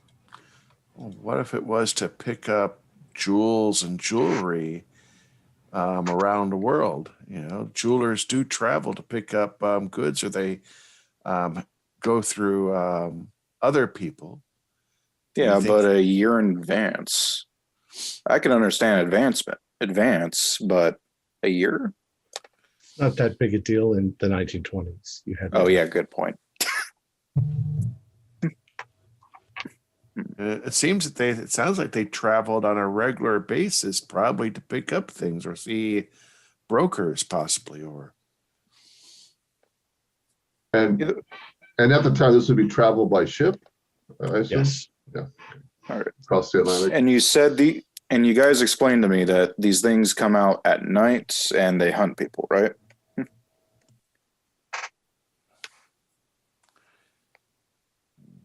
I think we should go talk to Mr. What's his name? As soon as possible. Who? Mr. Burton. Mr. Burton. Yes. Mr. Maybe, Burton. Yes. I suppose you're right. well, but yeah, if we gotta be careful how we do this, because if we mention this other stuff, he's gonna look at us like we're crazy. Yes, I recommend we just make this seem like the best way to alibi we can do right now is to make it seem like a homicide that someone else did and they're still after him. That might be our best bet. Well, I think we need to find out more about Burton and his wife. We need to also talk to the employees or someone who knew him or what they were actually doing at their shop. Well, maybe we could go to the neighborhood and talk to some of his neighbors, possibly figure out who his employees were, and then, if all else fails, talk to Mr. Burton himself. Yeah, Yeah. I can go with that. Yeah, I think, I believe talking to someone, an employee would be helpful. Try to get a sense, maybe they might know why he went to Russia. Everybody knows knows me around here, so I could probably talk to all the neighbors without them making a fuss. Or as many. Okay, and you guys are are you guys still at the university? Yes. I think Yes. so. Okay. So where would you like to go first? Sounds like we want to head back to where his shop is to talk to the neighbors, I suspect. Okay, so you're going to talk to the neighboring shops. Yes. Okay. And let Frank Jordan do his job. They might know who was employed there other than Mr. and Mrs. Okay. So you Where head they back live. down to Main Street, and the Hayrite jewelry shop it's been gutted. It's a complete loss. It damaged a little bit on the buildings on either side of them, but not anything that can't be repaired. And there are a few businesses across the street that their windows were broken when the blast occurred. So they're busy boarding up their front windows, but they're still technically open for business. So you want to walk up to one of them, huh? All right. Yeah. We'll say Mr. Random. All right. It's a terrible tragedy. Oh, I see you have that accent. It's a terrible tragedy. I can't believe what's going on. Whole place blew up. Do you know any? What would you say, Mr. I need to write down his name. Mr. John Burton. Mr. Burton. Can't remember your last name. Can't remember his last name. I just don't know names. I'm sorry. What do you want to know? I mean, he's been. Yeah. Do you know what he's like? Does he have any friends? How was his love life with his wife? Yada yada. Oh my goodness, that's a lot of questions. Well, what can I tell you about the Burtons? You know that Avery built the shop. Avery's the one who started the whole business, and I mean, as far as people were concerned when they went in to do business with him, he was very likable, very friendly man. But that was all a facade, That was for the customers. From what I understand, he ran that place like a Roman soldier. He's quite draconian in his things. He made sure everything was perfectly in order. All the books were done perfectly, and he ruled the roost. And I think that Mr. Burton thought that once he married into the family, he'd take over the business. And it's not the way it went. He ended up, he was a slave driver at Avery. So he was always sending John off on the business trips. And then he died, And so suddenly John thought that he would take over the business. No, his wife was just as bad as his father-in-law was. She ruled the roost. It's her shop. They used to get in screaming matches. We can hear it all the way from over here in our shop. Hmm. Yeah, really, what do you say, emasculated the man. Emasculated. Well, that's a good information, Mr. Random. Yeah, feel sorry for Random. the employees. They're going to have to find new jobs. Young Mr. West will have no problem at all finding a job. He's a young guy, but Mr. Cabot, he's been working in the jewelry shop since when Avery was running the place. So he's, Mr. getting Cabot. old. Yeah, Mr. Cabot. He was the one who pretty much ran the place when they went around. So Mr. West and Mr. Cabot, Yeah. slave drivers. He's basically just doodling a bunch of stuff. You happen to know where those two live? Oh, I have no idea where they live. They were here earlier. They came to work like they thought that they were going to work, and found out the whole place had burned to the ground. I don't know if they went right back home or if they're in the cafe, nursing their wounds. I mean, the cafe over there? Yeah. I mean, they could be anywhere. And it suddenly dawns on you that he doesn't know anything about Valerie dying, because he's like, yeah, the building's burned to the ground, but he's not like mentioning Valerie at all. So I don't think they've released that news to the public yet. At least you get that impression. Question, sir. Yeah. Let's say if Valerie ever died, would you blame John Byrne? Why would I blame John? Would he be a prime suspect? I don't know. I'm not a police officer, but John. Would you believe he would? John's not that kind of a person. I mean, honest to God, if he just stood up to Valerie, he always caves in. She's the one who rules the roost. So it's not much gumption for that guy.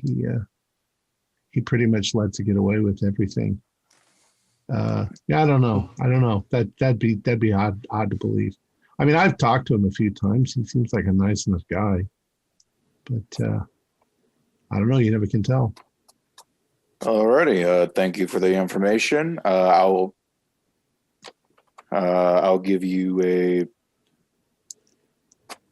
you are not on the list of suspects. You are perfectly fine. Have a good rest of your day. Well, thank you. So you guys are all there. So if anybody else has a question, I would like. We'll assume this is a conglomeration of a number of neighbors talking. Yeah. After hearing this, my character wants to kind of recollect, kind of remember when Mr. Burton arrived at the scene, and maybe do a psychology roll to determine if he was all his crying and yelling was that sincere, or was it kind of do a psychology roll, theatrical or histrionic? Do you want me to do it, or do you want him? Him. He asked the question. So Right. I got a failure. Yeah. Seemed like he was upset. And it seems he was upset to me. I walked him home and he was at wit's end. I mean, I can't imagine someone going through all he went through, not only in the shop, but on the way home. If that was all an act, I'm sorry, here he deserves an award. He should have been in Hollywood. Well, but based on this conversation we just overheard, it sounds like he was in a very unhappy kind of relationship with his wife, and also with his I guess his father-in-law previously. It sounds like he always gave in to her. So there's a lot of marriages out there. Maybe we should check with the cafe and see if the Yes, I agree. Yeah, let's do that first. And I have a theory, but I'll keep it for now. No, please stop. If you have a theory, let us hear it. Okay, so let's say that she has one of these things, right? Maybe her dad gave it to her. Maybe it's something that they found and they bought in a jewelry thing. All right. Okay. He's upset, right? Old man dies, still doesn't get the business, right? What if he did something to take care of her and get the jewel, and that is why the son is after him, because he went after the rightful owner of one, like the story mentioned. But she doesn't sound like someone that would be a rightful owner by how these gems are given. Appearances can be deceiving. I don't know. I mean, it would make sense. I mean, her father, a wealthy, person in the jewels industry. I mean, she was wearing a necklace that clearly had some melting issues. Maybe it was a part of that necklace. The issue here is it sounds like those who are worthy of it had to be kind to animals and other things. And I don't see either her father or Valerie, if what the various shop owners said are those type of people. How would they ever be worthy? If Maybe we go not. by the I think that might have been the plan. Maybe none of them are worthy, and it went after all three. It got the father, and then it just took some time to get the daughter. And now it's going after the... Well, we need to find out how husband. the father died first, but let's first talk to the employees. All right. Yes. So you head on over, and sure enough, inside the cafe, sipping some coffee and looking through the want ads, is an older gentleman, looks like he's maybe in his early 60s, and a young kid, looks like he's maybe 18 or 19 years old. And they're sitting there. They're not really talking to each other. They don't look like a father and son or a couple. They're obviously probably the guys you're looking for. Mr. you two. Cabot and Mr. Oh, go ahead. Sorry. I'm Mr. Cabot. Yeah, Are you Mr. West, sir? yeah, Mr. West. I'm Detective Frank. Detective Frank, and Yeah. Yep, we you know. were both at our respective homes, sound asleep, when the apparent fire took place. You can search us for anything you want. We're out of jobs. Yep, don't worry. I'm not here to kick open your doors again.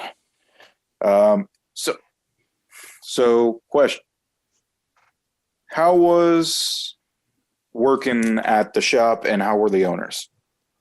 Well, I worked at the shop for the past 30 years. I worked for Mr. Haywright, and I was perhaps his model employee. I thought that he did a good job of taking care of the business and making sure it was financially successful. No complaints from me. Someone else do this. The guinea pigs are yelling. Yes. I might run the business, but I look at both of them and go, I've heard that both Avery Hayward and his daughter were both pretty tough business people. Well, like father, like daughter. She didn't always used to be that way. She was a rather sweet young girl, but I don't want to speak ill of anyone. Mr. Burton is not exactly the best business man, and she wasn't satisfied with what he was trying to do with the business, so she kind of took over herself. She wanted things done the way Daddy wanted them always to do. And the young guy, Mr. West, he says, Mr. Burton was always fair and friendly to me. Helped me. I was trying to learn the business. She was a little pushy, but he was a kind of a nice guy. Were there differences entirely business related, or was there some personal discord? Some. Who can say? I don't think that some people find that marriage isn't what you expect it to be once it happens, and I think they might have both been looking for something that they didn't get. He was looking for money, and she was looking for prestige. Because the Burton name, his family comes from an old Arkham family with quite a bit of prestige. The Burtons, although there's not much money. She, on the other hand, had the money but not the prestige. So she kind of figured she'd end up going to parties and hobnobbing with the rich and famous, and he wasn't really interested in that at all. We heard that Mr. Burton recently took a trip to Russia. Do you know anything about the nature of that? Yes. Of that trip? Avery set that up quite a while ago, and it was just part of the business. He goes to look for jewelry supplies, gold and various other things. Been to Russia and a number of other places, Europe mostly. Yeah, so there's nothing unusual about this trip. I don't think so. I think they went to Russia this time. Wherever they can find a cheap supply. Have you noticed? Did the Averys or possibly Mr. Burton ever bring a strange jewelry or any rather peculiar stones come through the store while you were working there? Strange jewelry. I'm not exactly sure what strange jewelry would be. Maybe something not necessarily, something a little out of the ordinary, not necessarily a contemporary ring or pearl necklace or anything of the like, but something seeming a little bit more gaudy or ceremonial. I don't think so.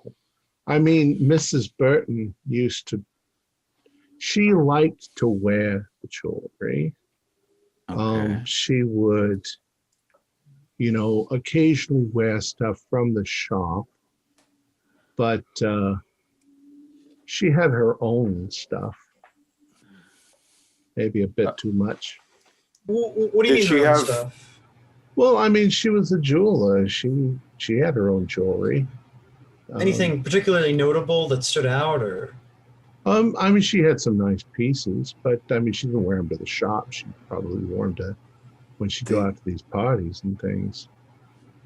I wouldn't know exactly what they had. Yeah, you know about her necklace at all? She had a number of necklaces. Is there any new ones that she just got recently? No, probably with a silver chain. I think there was a necklace that maybe Mr. Burton had picked up when he was in Russia that she was wearing. Looked like a little, I don't know how to say it.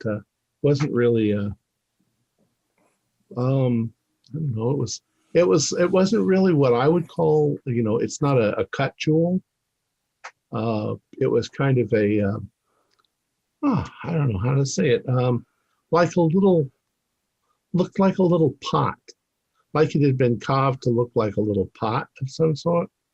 It had little ridges on it, and it was pretty. But I've seen things like that made out of metal. Didn't look very valuable.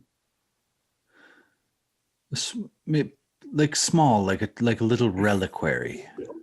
Yeah, that's a good word for it. Like a little reliquary. Like you could put something inside of it. Oh. Although I didn't see I don't remember seeing any kind of scene like you could open it or something. Like a little jar. She seemed to like that one, or? She thought it was pretty. I guess she was wearing it, so. She had taste. And you said she had just started wearing this recently. Yeah, I don't think, since he came back, maybe. Since he came back from Russia. And she didn't wear it all the time, but she could have been wearing it. I have one more question for you before we leave.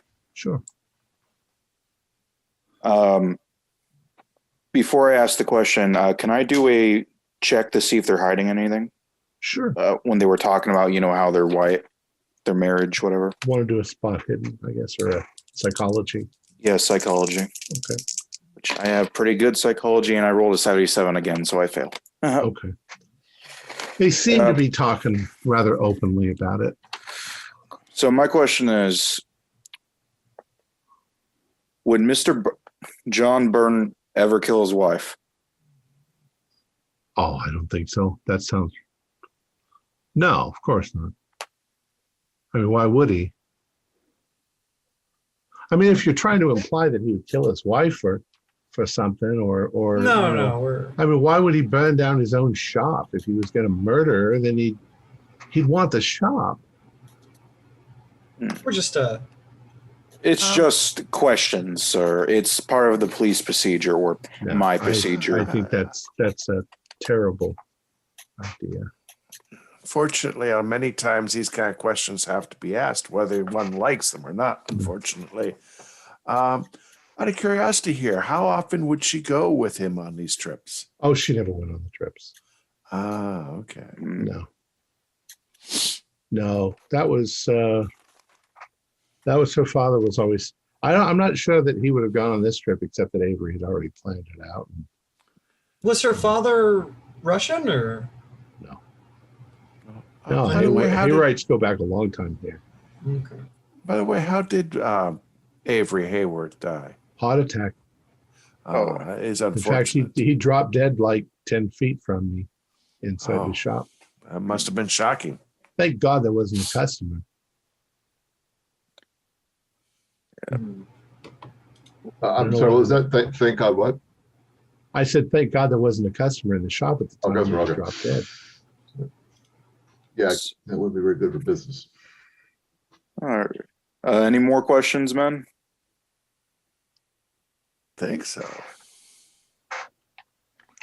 Well, anyways, I thank you for your time, gentlemen, and I hope your job search goes very well, and I will happily not be kicking in your door this time. Well, thank you for that. By the way, I still owe you the $20. So we step outside. Here, step out. So, gentlemen, Mm-hmm. Mr. Burton was on his father-in-law's itinerary, right? Mm-hmm. Mm-hmm. So, That's correct.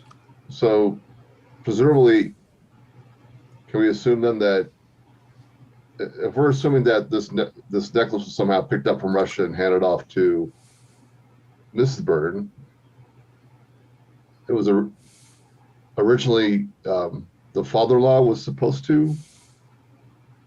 I think the father-in-law will decay. I think the two of them probably went on these trips. They probably knew it was some sort of rock that kills people. The fire probably was just some secondary. Maybe she was holding a candle and it was a radioactive rock, caused a heart attack. What? What? I mean, do you guys really believe this ghost thing? Yes. What we saw it with our own eyes. Besides, it's not a ghost, it's a Son of Veles. I absolutely believe what I saw. You know what? If you believe it, I might as well pretend.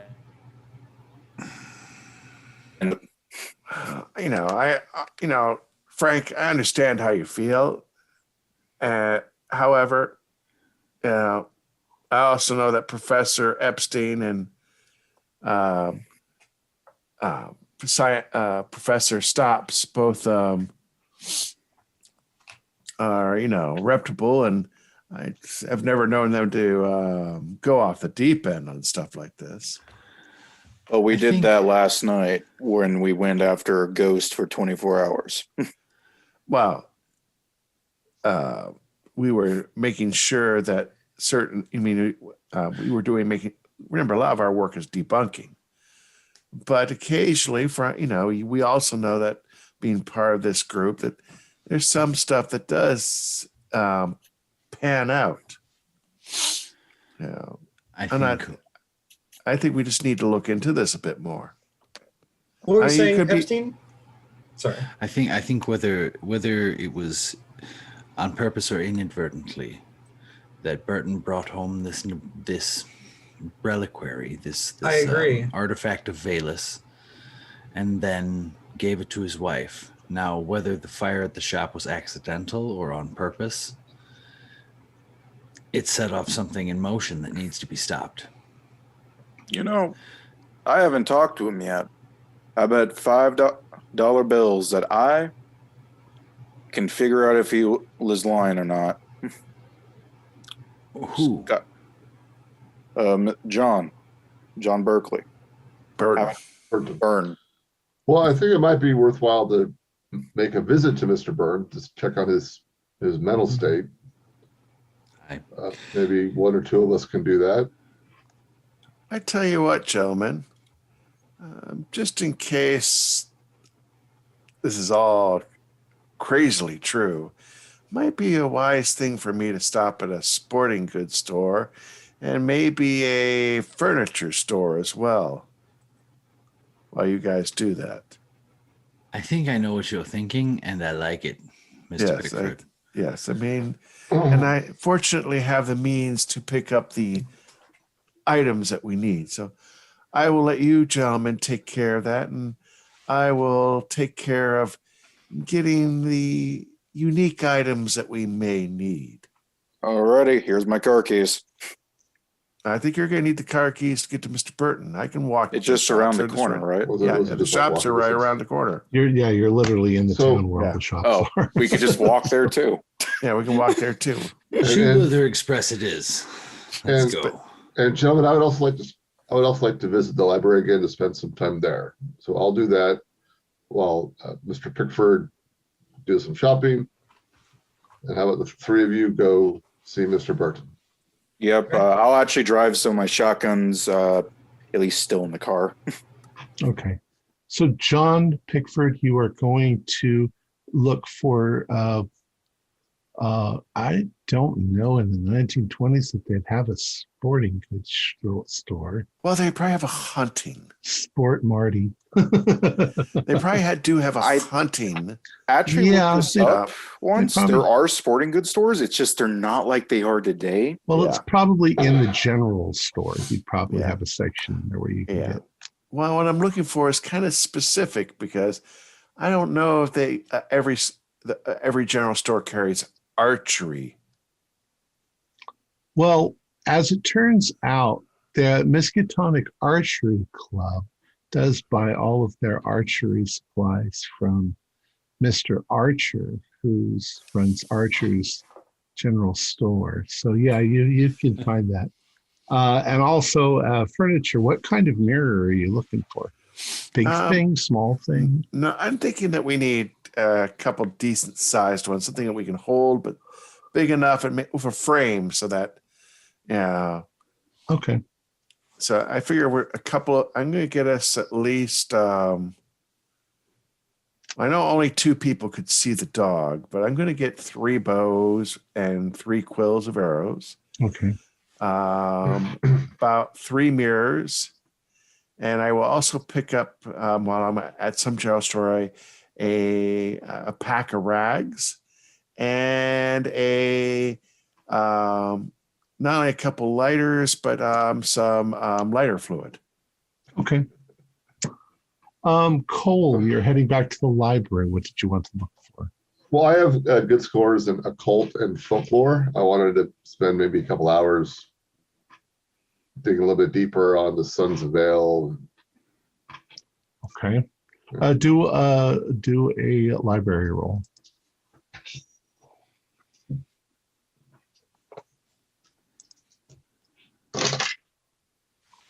Ooh.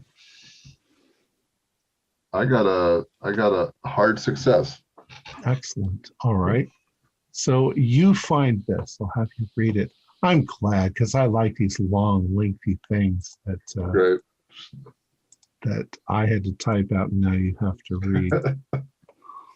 Veles and Perun are 2 deities found in the religion of the Slavs prior to the coming of Christianity. The pre-Christian Slavs were polytheists and worshipped a pantheon of deities, just like the ancient Greeks and Romans. Compared to the Greeks and Romans, however, the deities in the religion of the pre-Christian Slavs are generally less well known.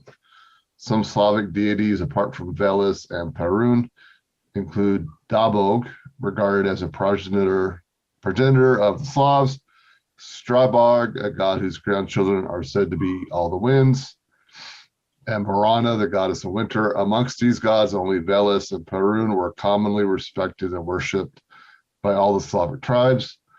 Veles, spelled also as Volos, was a forest god who appeared most often as a bear, although he is thought to be capable of shape-shifting into other types of animals as well. One possible explanation for the representation of Veles as a bear is that this animal was regarded as the king of the animals.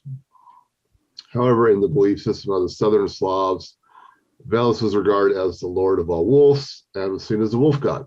He has also appeared as a great serpent, a disguise he used to hide from his enemy, Perun.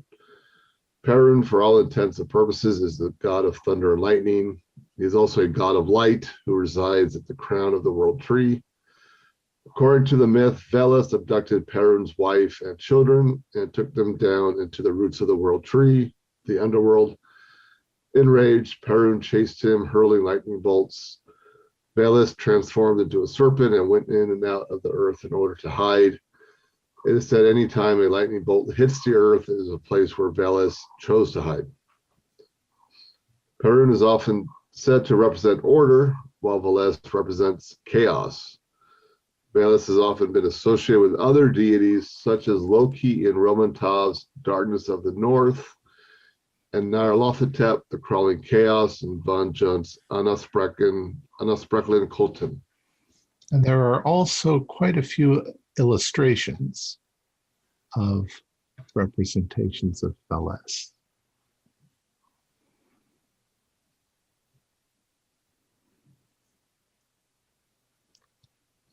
And if you notice, the symbol down here on the bottom was on the top of the piece of ancient journal.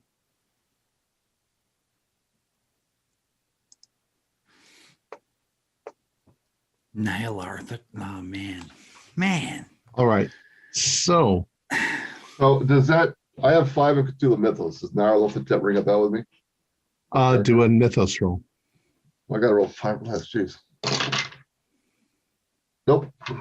Yeah. Nope. Doesn't sound familiar. Sounds weird. Sounds Egyptian. Okay. Yeah. Okay. So the other 3. You head on over to Mr. Burton's home. It's a nice place, big.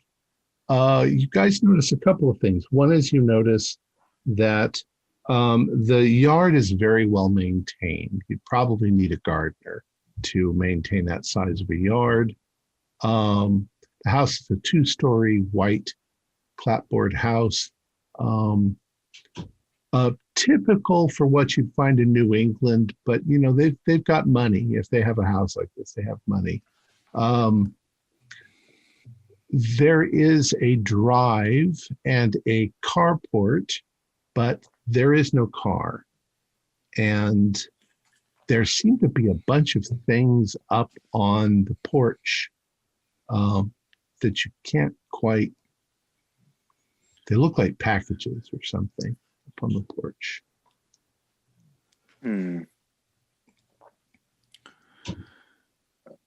Well, And John, you're there? John Pickford?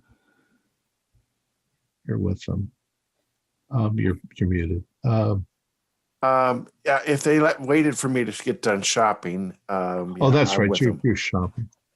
Yeah, no. So you're still shopping, but you'll catch up to them. All right. So which 3 of us? It's Phil, Doug, and me. Okay. Correct.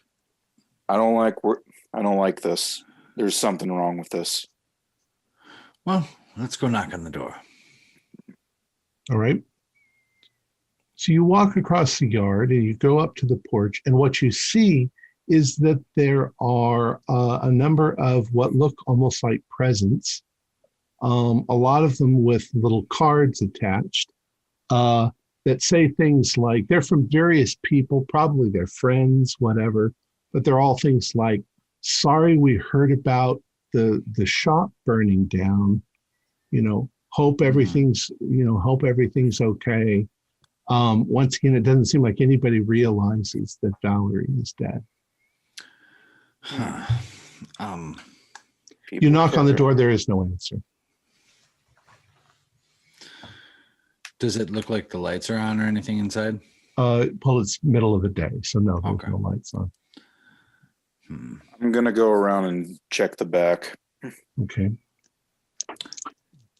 Do a Oh, never mind. Okay, you don't have to. Do a spot hidden for me, detective. Detective's on the scene. Why am I getting shitty rules today? Okay. All right. Hold on a second. Spot hidden. I'm gonna spend some luck Okay. to at least pass. Okay. All right. So as you're walking, you walk around the back of the house to the back door. And as you're doing that, out of the corner of your eye, you notice next door, there is a woman inside the house. You're looking into the kitchen, and she might have been doing dishes or something, but she sees you. You see her sort of look up, and then sort of disappear in the house. But a neighbor? Yeah, just a neighbor. She probably knows who I am. I do this all the time.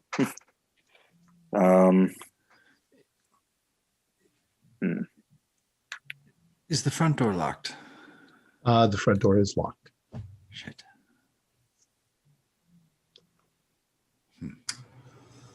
Well, what do you want to do, gentlemen? Could ask the neighbor. Yeah, could one of you ask the neighbor instead of me? I'm gonna go around the house and double check everything. All right. Sure. I guess I'll go speak with the neighbor. Actually, before you even get a chance to have that sort of a communication, a woman comes out of the house next door. She looks like she's maybe in her early 60s. She's got a dish towel, and she's drying off her hands, and she's coming out, and she sees you, and she says, "Oh, I guess you heard about the shop burning. There have been people up here all day long." Yes, and in fact, ma'am, we're actually we're part of the investigation. I was wondering if I could just ask you a couple of questions. Oh, sure. Why? Is there some problem? No, it's just we were wondering, if you notice anything, had been going on differently with Mr. Bertram and the household or anything like that, or. Oh, well, I mean, I've lived here my whole life, so things happen. You see things, you hear things, but nothing that any normal household. Me and my ex, she's dead ex. Me and my husband, who passed away last year. We used to have fights like cats, and you expect that. Sure, it happens. You're saying that him and Valerie were fighting a lot? Oh, they fought all the time. Yeah, I mean, he came storming out one time, and I saw him rip the roses out of the ground. He got so mad at her and drove off. Wow. By chance, do you know where his car went? Oh, he left earlier. He seemed very upset about the shop burning down. I mean, I didn't speak to him, but he and some other gentlemen came here, and he went in the house, and the other gentleman he left.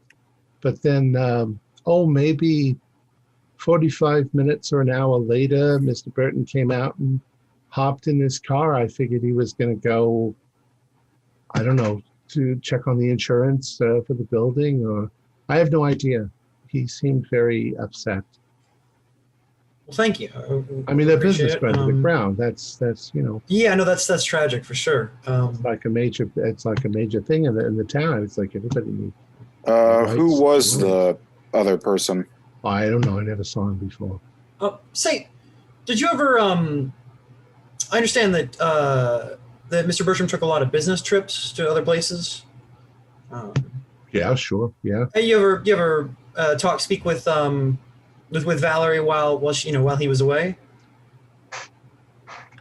Valerie was an interesting person. I mean, occasionally I'd say hello to her, and she was professionally polite, I suppose you'd say. Interesting. How so?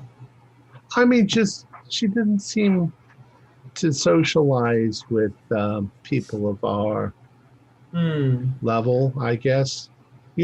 Some people like that. It's not a big deal. Okay.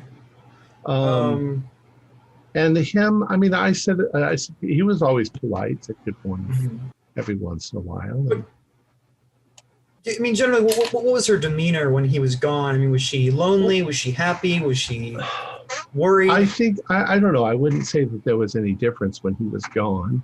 Okay. Mostly, mostly she'd order her gardener around, get him doing all this. Okay. I mean, this is all sort of his work, but she not Mr. Burton, but it's all Angus's work. He's the gardener. Angus the gardener, yeah. Yeah, but she was always telling him what she wanted done. You think there's any chance that she was getting a little more friendly with Angus Oh no, while he was gone? No, he's about my age. He's married. He has children. Okay. They don't even live in town. They live outside of town. All right, I have one more question for you before we let you go. So the second person, we met a few other of his associates. Was the person either a young kid or an older gentleman? I don't know, John. How old are you? She saw you. That's a good question. Since she saw me. I'm 25, so I'm he looked young. like he was about 25 years old. Had a beard and a little mustache that went like that, and bald head. But oh, it was him. yeah. Well, thank you, ma'am. Before one more question. Of course. What was the? Could you tell us what color the car was, make and model? Well, it's black. It's a Ford model, whatever. Yeah. For whatever 1920s would be. It's a nice car. They could afford it. But I heard a lot of their yelling and screaming. You don't live. They had a lot of problems, which is a shame because it really didn't have. I don't think it had much to do with the amount of money they had because the business has done pretty well, and I think it's more a matter of who got to control the money. Alrighty, I think that will be all the questions we have time for right now. Thank you for cooperation. Why do you ask though? I mean, you think that they certainly wouldn't have destroyed their own business for financial reasons. They were doing really well. Ma'am, we're just doing an investigation. These are just the questions we have to ask every time. And yeah, don't worry too much about it, ma'am. Everything should be fine. No, I don't know what they're going to do, because that was their source of income. I suppose they could start over. Yep, everything should be fine. I got to see the scene myself. They should be able to build back up again. Anyways, have a good rest of your day, ma'am. Yeah, she's going to be furious. Yeah, she will be. Anybody else want to ask any questions while she's here?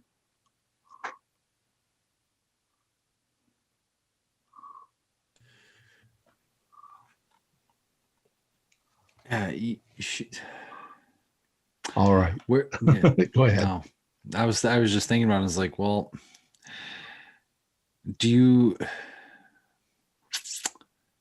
you know, is Angus here every day, or does he come by? He comes by maybe once a week. Because do you know what day that might be? Oh, I think he comes by on Thursdays, which is a couple of days from now. Okay. But yeah, I haven't. Yeah, he should be here later in the week. Okay. You all seem very concerned. So is this sort of like an insurance thing? You're trying to find out if they were somehow involved in their own shop banning? It's just the normal detective process. We have to count out every system, gather as much evidence as possible, the usual thing. Well, it makes me wonder because, I mean, like I say, their marriage wasn't in the very best place, but you know, when you're married, you gotta stay married. That's just the way it goes. Did you ever see them get physically violent with one another? With one another, like I say, he pulled the roses out of the ground, and he doesn't seem like the kind of man who would be violent. But I mean, you wonder. Listen, I don't know. I don't like to meddle in other people's things. I don't like to, I don't like to spread gossip. And one must always be discreet with what one hears and so forth. Here, let me show you something. And she says, well, just wait there for a few minutes. And she turns around, she goes back in her house. So you guys are alone again. Well, I don't have to even try to imagine the gossip thing was bullshit, but you talk to her the rest of the way before she talks her ear off. I'm going to lockpick that door and go in. Sound good, you two? I suppose. We'll assume you guys are all in the front. So Detective Frank, you're going to go in the back? Yes. Okay. So Detective Frank, you walk around towards the back. And after a couple of minutes, she comes back out of the house. And she's got a folded up piece of paper in her hand. And she doesn't really even notice that Frank is gone. She's now talking to Professor Epstein. So the other day, maybe about a week or so ago, I was working in my garden and I found this. It's water damaged. It's crumpled up. I think, I thought it was garbage. I picked it up. I thought it was garbage. But I read it, and I don't want you to think bad thoughts about Mr. Burton, but here, you read it. Joanne, am I never to be free of the legacy of my father-in-law? His name hangs above my door as an ever-present omen of failures. If only I could break her hold on the money, I would leave at once and come to you in New York. But there seems little chance of this. She is much worse than her father ever was. My Joanne, I love you with so... okay. I love you so much, and it is with a sad heart that I have to give her the beautiful Russian necklace I discovered. She found it in my luggage on my return. Christ, it's not even a man's own portage sacred. I have to rid myself of her once and for all, and gain that damned inheritance for myself. Then I can give you the life you deserve. John. Well, it doesn't get much more damning than that. I think we know who set fire to that place. Yes. All right. At the same time, Detective Frank, do your lockpicking skills. Both my professions start with a D. So, real quick, Jim. So, is that like a crumpled, like a note that she found in the yard? What? Yeah, it might have been folded up neatly, but it's damaged and crinkled now that it's, it was literally laying in her yard. Like maybe it fell out of his pocket. Or garbage or something. Okay. I got a hard. It looks like something that he might have wanted to send, but he never got around to it. Okay. Yep. I'm sorry, you got a hard? Yes. All right. So you rather easily break into his house without damaging the lock. It's easy as breaking in my father's liquor cabinet. And you are stepping into the kitchen at the back door. Everything seems neat and clean and in order.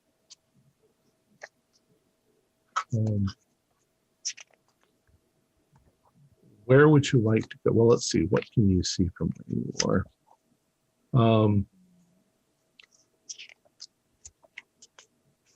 You can let's see, from where you are downstairs, and you can see that you're in the kitchen.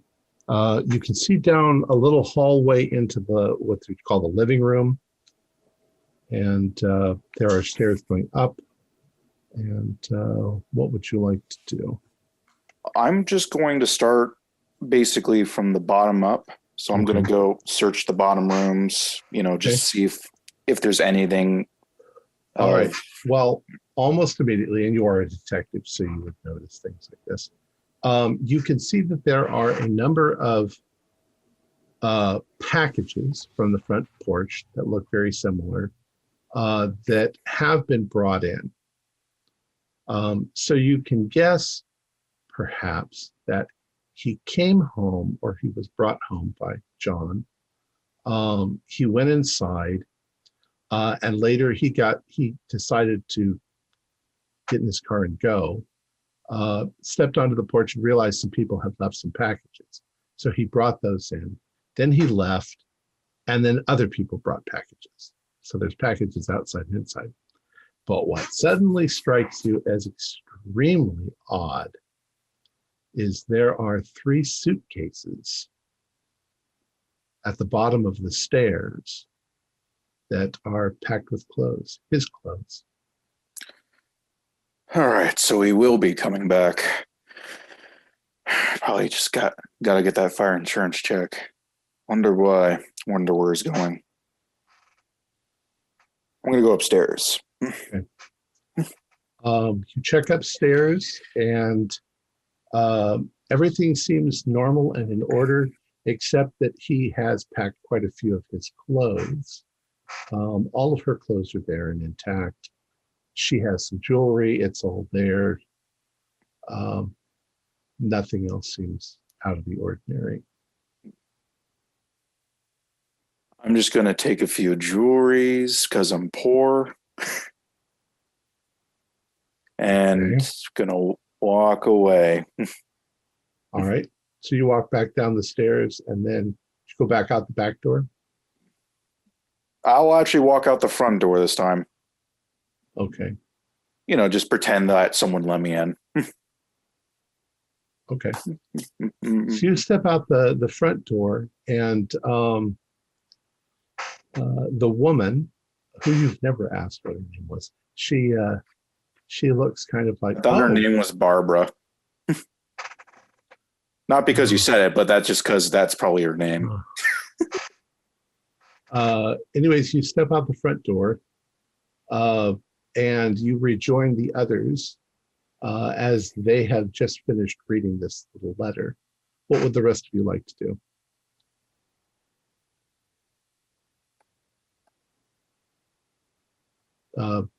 So you see, I think that maybe he was not happy with his marriage, but it would seem. I mean, should we take this to the police? We'll handle it. We'll make sure to mention in the investigation. Well, I'm not really a detective, but still, it wouldn't make any sense why you would burn your shop to the ground. I agree. Maybe it was some sort of an accident, a plan gone wrong. I don't know. Who knows? I don't know. Anyway, I don't want to keep you. So well, thank you so much for your help, ma'am. So she leaves, and as she's leaving, Detective Jordan comes out. Alrighty, guys. So he's coming back because his stuff is still packed. Well, and yes, doesn't mean he's coming back, but he left 3 suitcases. He's going to be coming back. If there was only 1 suitcase, maybe. Probably not. But since there's 3, and it's clearly filled with all of his necessaries. Maybe they had just gotten back? Whose stuff was in the suitcases? Phil.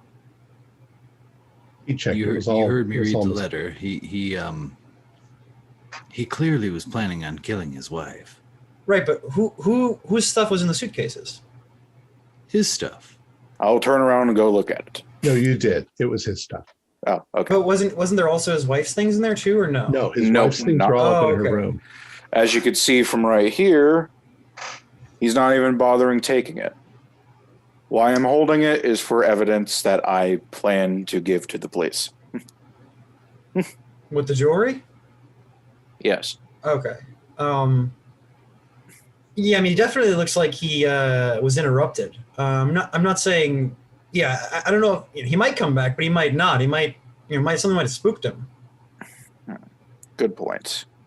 Um, But at the same time, if we spooked him, he's probably gone for... Wait. What time is it?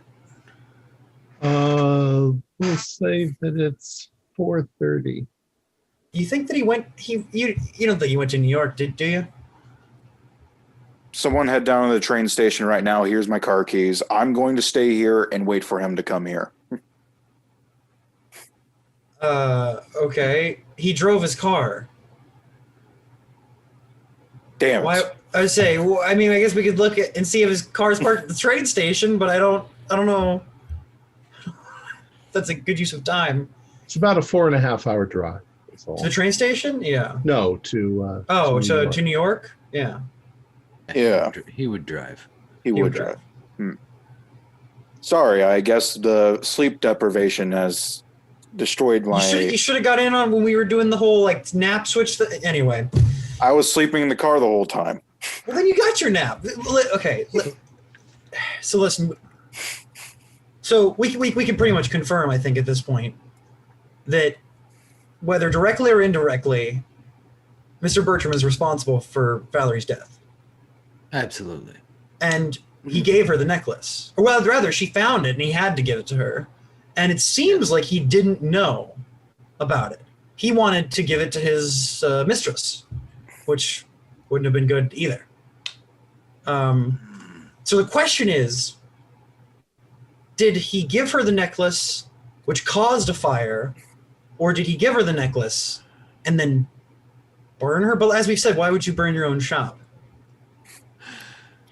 Maybe. I have a hypothesis. Okay, yes.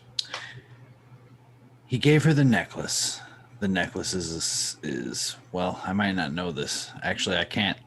Sorry, that would have been a mid-game hypothesis. Well, the idea is that he gave her the necklace, and then something happened where she was killed, whether he caused that or not, whether he set the fire or with the explosion or whatever. And then Veles saw this as this person being wronged. So Right, like the now Cossack girl. yes, exactly like the Cossack girl. And so now the beast is set upon him. So I mean, And from what I understand, we don't want to be there when the beast murders him. well, I think the beast is coming for us after it murders him. I don't know. That's what the letter or the diary entry from the soldier said. Well, no, because then It said they it killed witnessed. the guy, and then it came after them. Right, but they witnessed it directly, and it turned on them right then. And in fact, the one of them survived apparently. Yeah, because he was found, and he would have died otherwise if not for the good graces of some other soldiers. Some Cossacks, yeah. Yeah. But still, it's worth mentioning that they were a witness to the direct murder of the murderer, and he did, and the son of Veles did it immediately. I don't think it's witnessing the murderer that is the concern. It's that the son of Veles was witnessed by anybody. It's not. They're not concerned with you witnessing the person who was. Are you sure? Because I believe in the story they all witnessed the murder of the Cossack girl. Anyways, gentlemen, I think we need to start heading out now. Heading to where? I don't know. Okay. I'm staying here and I'm waiting to see if the son of Veles shows up. I will be staying here also just to wait for Mr. The guy shows up. Mr. Bertram, Bert. right? Beachram, Bird, whatever. It doesn't even matter. Mr. Beachram, Bird. Mr. Oh. Bird. I can remember Mr. Bird. I'm going to call him that. Oh my god. I'm just.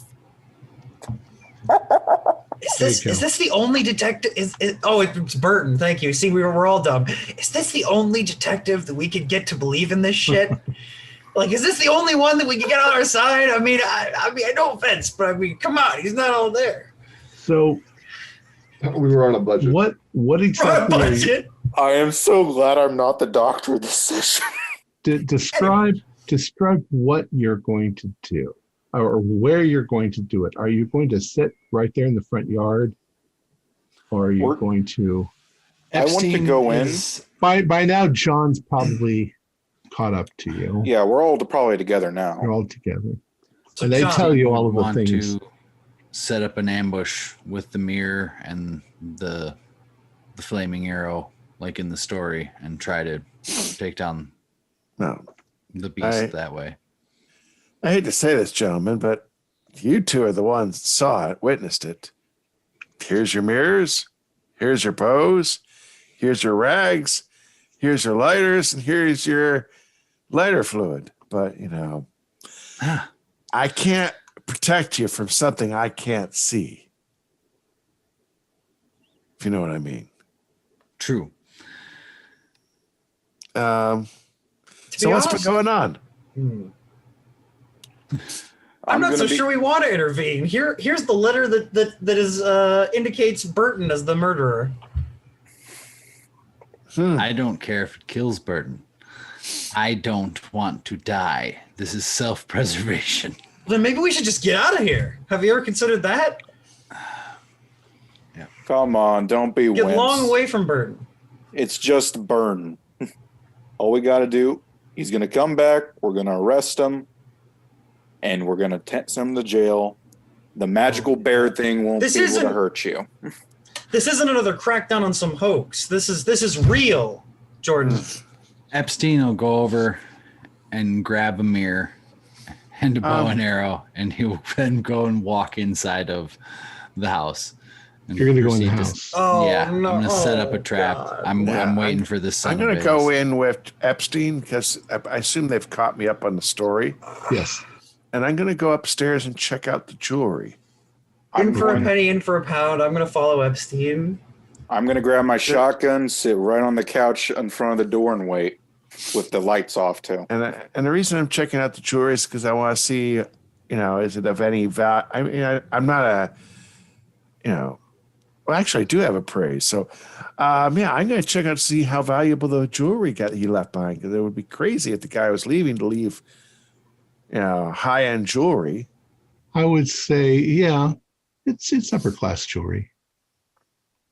She knew what she wanted. This is good stuff, then. Yeah, Easily to resell. sure. I go downstairs. There's not as much as you thought there would be, though.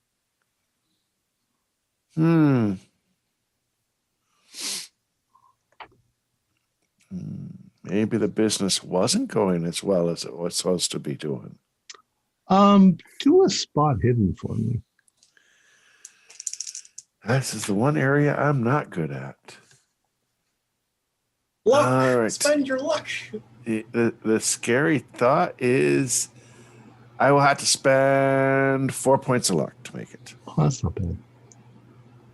As you're kind of looking around and looking at things, you do find a ledger for the shop. And looking through it, you said you had a praise, but I think you'd know your numbers well enough to look through it and see that the business was doing pretty good. Mm-hmm.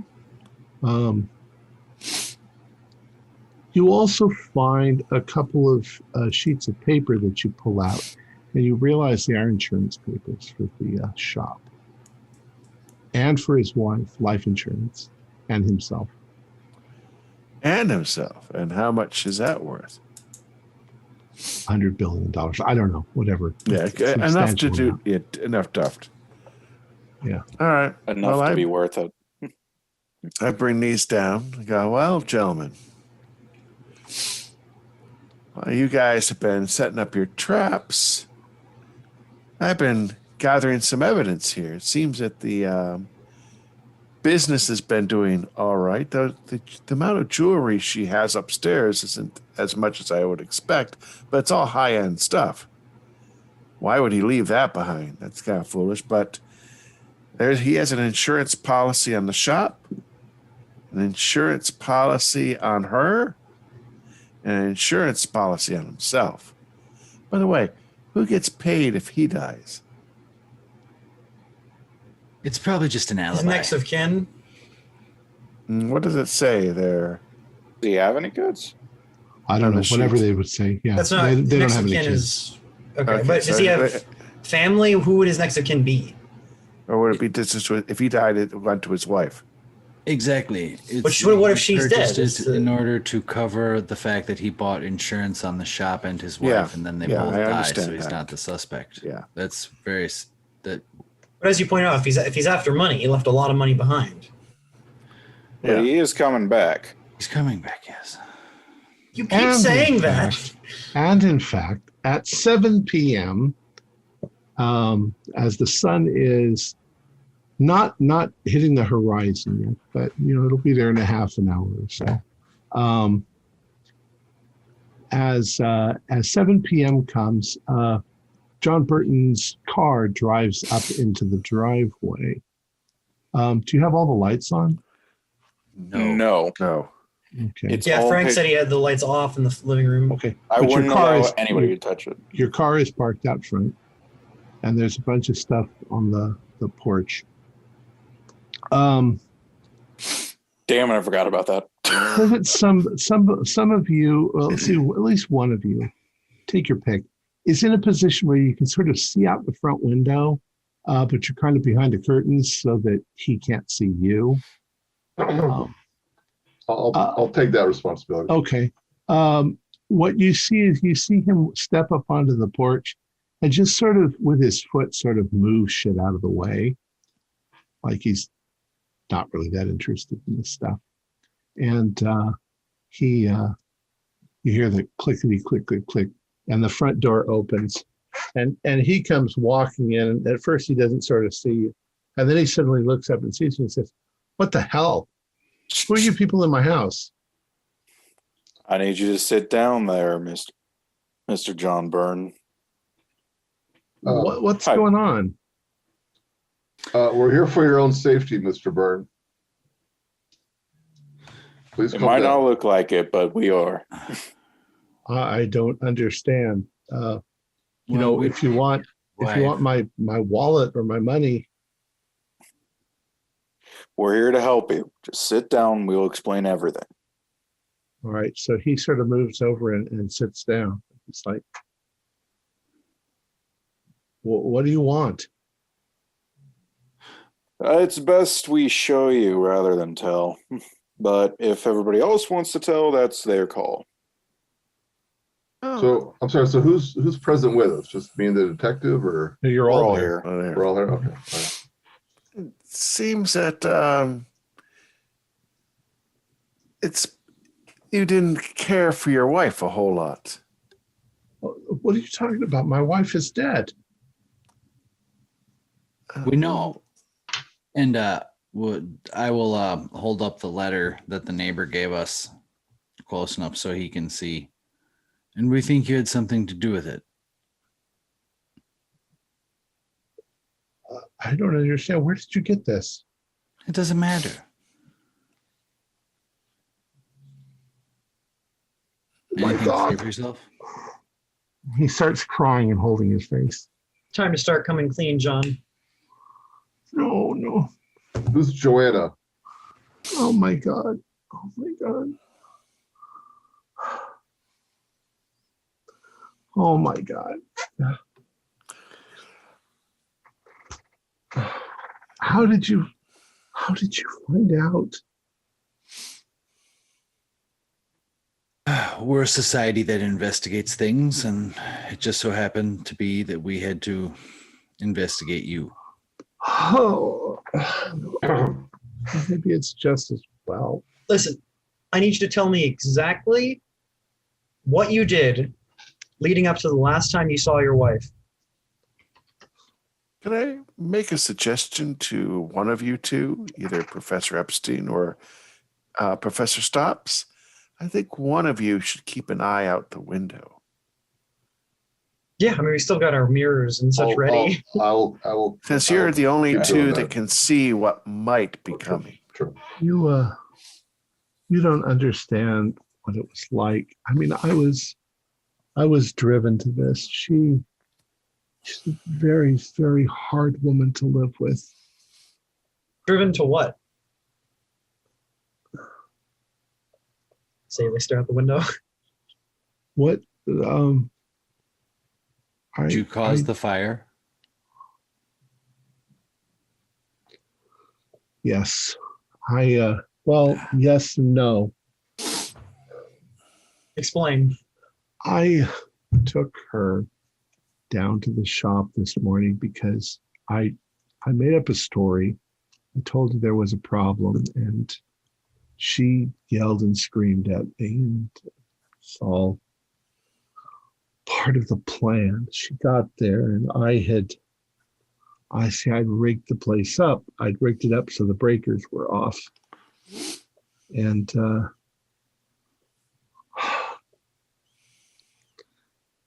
Why? she was in the front of the shop, and I pretended to try to turn on the lights, and nothing happened. And I told her the breakers were off, and I'd have to fix it. And so she waited there for me, but I didn't go to the breakers. I opened up the gas main and started the gas pouring into the shop. And I just turned around and went out the back door and walked home. I guess what my plan was is that she would get angry, eventually walk into the back, see I wasn't there, and flip the breakers. And that's exactly what she must have done, and blew the place up, which was my plan all along. And then I came back here. I mean, you guys were at the crime scene when I came. I pretended, but I thought about it all morning long, and I wish I hadn't done it. It was a terrible mistake. I mean, I loved her once. Why did you do it? Because she was evil incarnate. She was. I haven't loved her for a long time now. I just had to get out. And I met Joanne when I was traveling, and she's in New York. And we started having an affair.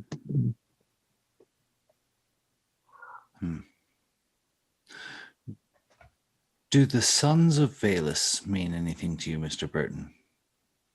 I don't know what that is. I thought as much. Well, be prepared for a show. How much time has passed while this confession has been taking place? Well, now, if we were playing this game around a table, I would slip Doug and Phil some paper. As you guys are sitting here listening to him confess, and the sun is getting lower and lower on the horizon, at first you think it's neighborhood dogs, but off in the distance you can hear a howling.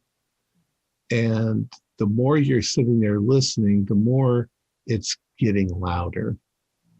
And you can hear it. Nobody else in the room is reacting, except that you do notice Mr. Burton.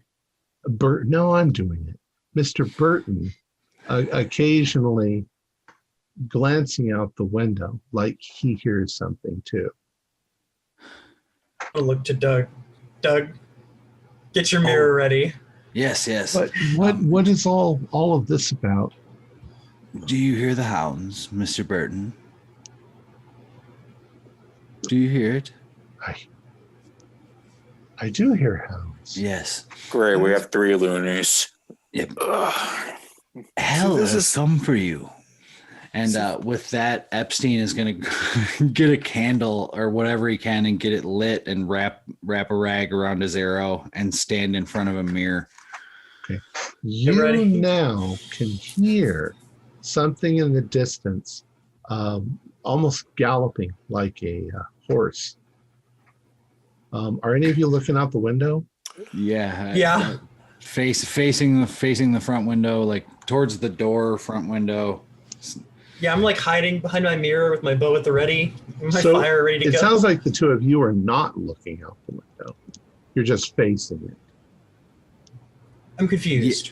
Yeah, are you looking out the window into the front yard into the?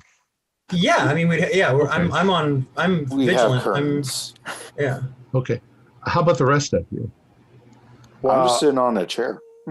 I've gotten a whole bunch of arrows. While they've been doing this, I've been slowly getting arrows ready with the wrap and have the lighter fluid ready. And I'm going to give the two who can see a bunch of arrows. And when they say, we can hear the hounds, that's when I douse the lighter fluid on the arrows. By this time, I probably got a dozen arrows done so I give them 1/6 and the other 1/6.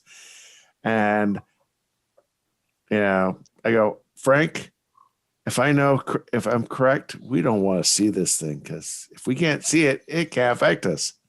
How about you, Cole? Are you looking out the window? I am admiring his bookshelf, his books. Okay. You guys, Cold-hearted. The bravery in this room. At Mirrors this point, and bows at the ready. I would like Professor Epstein and Mr. Stops, Phil, do sanity rolls for what may be coming. That is a fail. 54. If this is a hound of that's a Tindalos, we're all gonna die. Okay. Oh no. Professor Epstein, you can do a 1d6, and Phil, you can do a Not a problem. 1d8. Okay. 1d6. Oh, shit. Okay, that's a 2. 5. Okay. Hey. So Phil's keeping his composure. Doug, you can do an intelligence roll.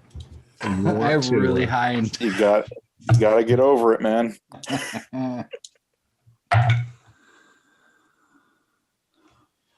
That is a fail. That is a 90. That's 90, good. yes. All right. So you're terrified. You're shaking your mirror and you're terrified. At this point, Mr. Burton is becoming extremely frightened because he can hear what you're hearing.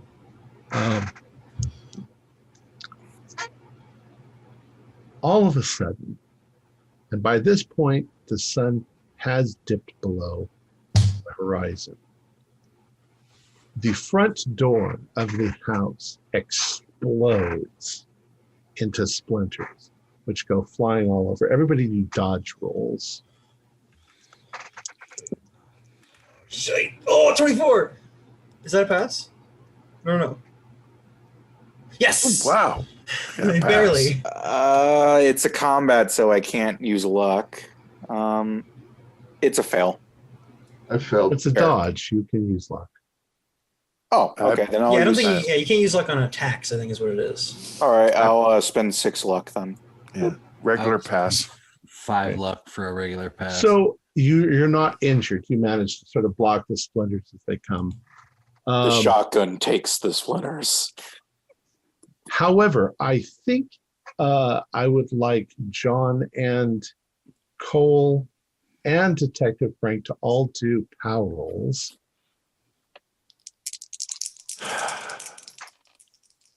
I believe that is a fail. Okay.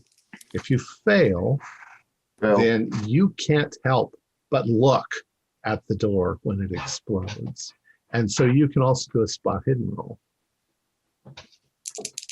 I made my power roll. Okay, so you've done this, basically. Yeah. You know what? I actually want to see this thing. Okay, you failed still have to do once. a spot hidden. I failed the spot hidden. So 55 minus 86 equals 31, so I'm going to spend 31 luck. Whoa! In order to see it. Yes. All right. I want Whoa! So you, in fact, do see it. When the splinters fly, you suddenly see this blue, fiery monster that's completely black, except for the flames all over and the flaming blue eyes. Of course, all of you who can see it do see it. And Mr. Burton screams in horror as this thing comes bursting in. He attempts to scramble away, but the creature leaps in the air and lands on his back. Do any of you do anything before it literally tears him? I just want to face my mirror toward it so that if it moves towards me, it's going to get a glimpse at its own reflection. Okay. So you're kind of holding it. I'm kind of like, I'll peek every once in a while, but I want to make sure that this thing is going to see its reflection if it charges me. Okay. Detective Jordan, you had your gun ready. So what would you like to do? I'm going to shoot in the heart with the shotgun. Okay. Go ahead and roll your firearms. All right, no disadvantage dice. All right, sweet. That is a hit. Okay. Roll for damage. All right, since it's up close and personal, that's 4d6 damage. Bludgeoning, so that's 12 damage. Okay. Your blast hits the side of the creature, at which point you can sort of see that it almost blasts a hole into the creature. But right before your eyes, the wound just completely knits itself back together as you're there. I should probably roll a sanity check now. Yeah, you can roll a sanity check. The creature... That is a fail. All right, do a 1d6. That seems fair at this point. That is 5. Okay, do an intelligence roll. I succeeded in my intelligence roll. Roll a 1d8. Hey, everybody's favorite time. It's time for me to get red rage and kill everyone with a shotgun. I imagine. I rolled a 6. I have 4 shots left. Huh? It's a pump. You suddenly become paranoid. Wait, no, it's not. What? You suddenly become paranoid that everybody here has set you up, and they've planned this for you to be killed at this point. So your choice is to like get the fuck away from them, or I mean you're convinced that they're behind all of this. They want you to be killed. Pure paranoia. So you can decide what you're going to do in a second. Does anybody else want to act before the thing rips the guy in half? Yeah. All right. I was hoping for What goes around? I'm gonna Epstein's gonna get an arrow lit and get ready for it to basically turn its eyes towards him and stops.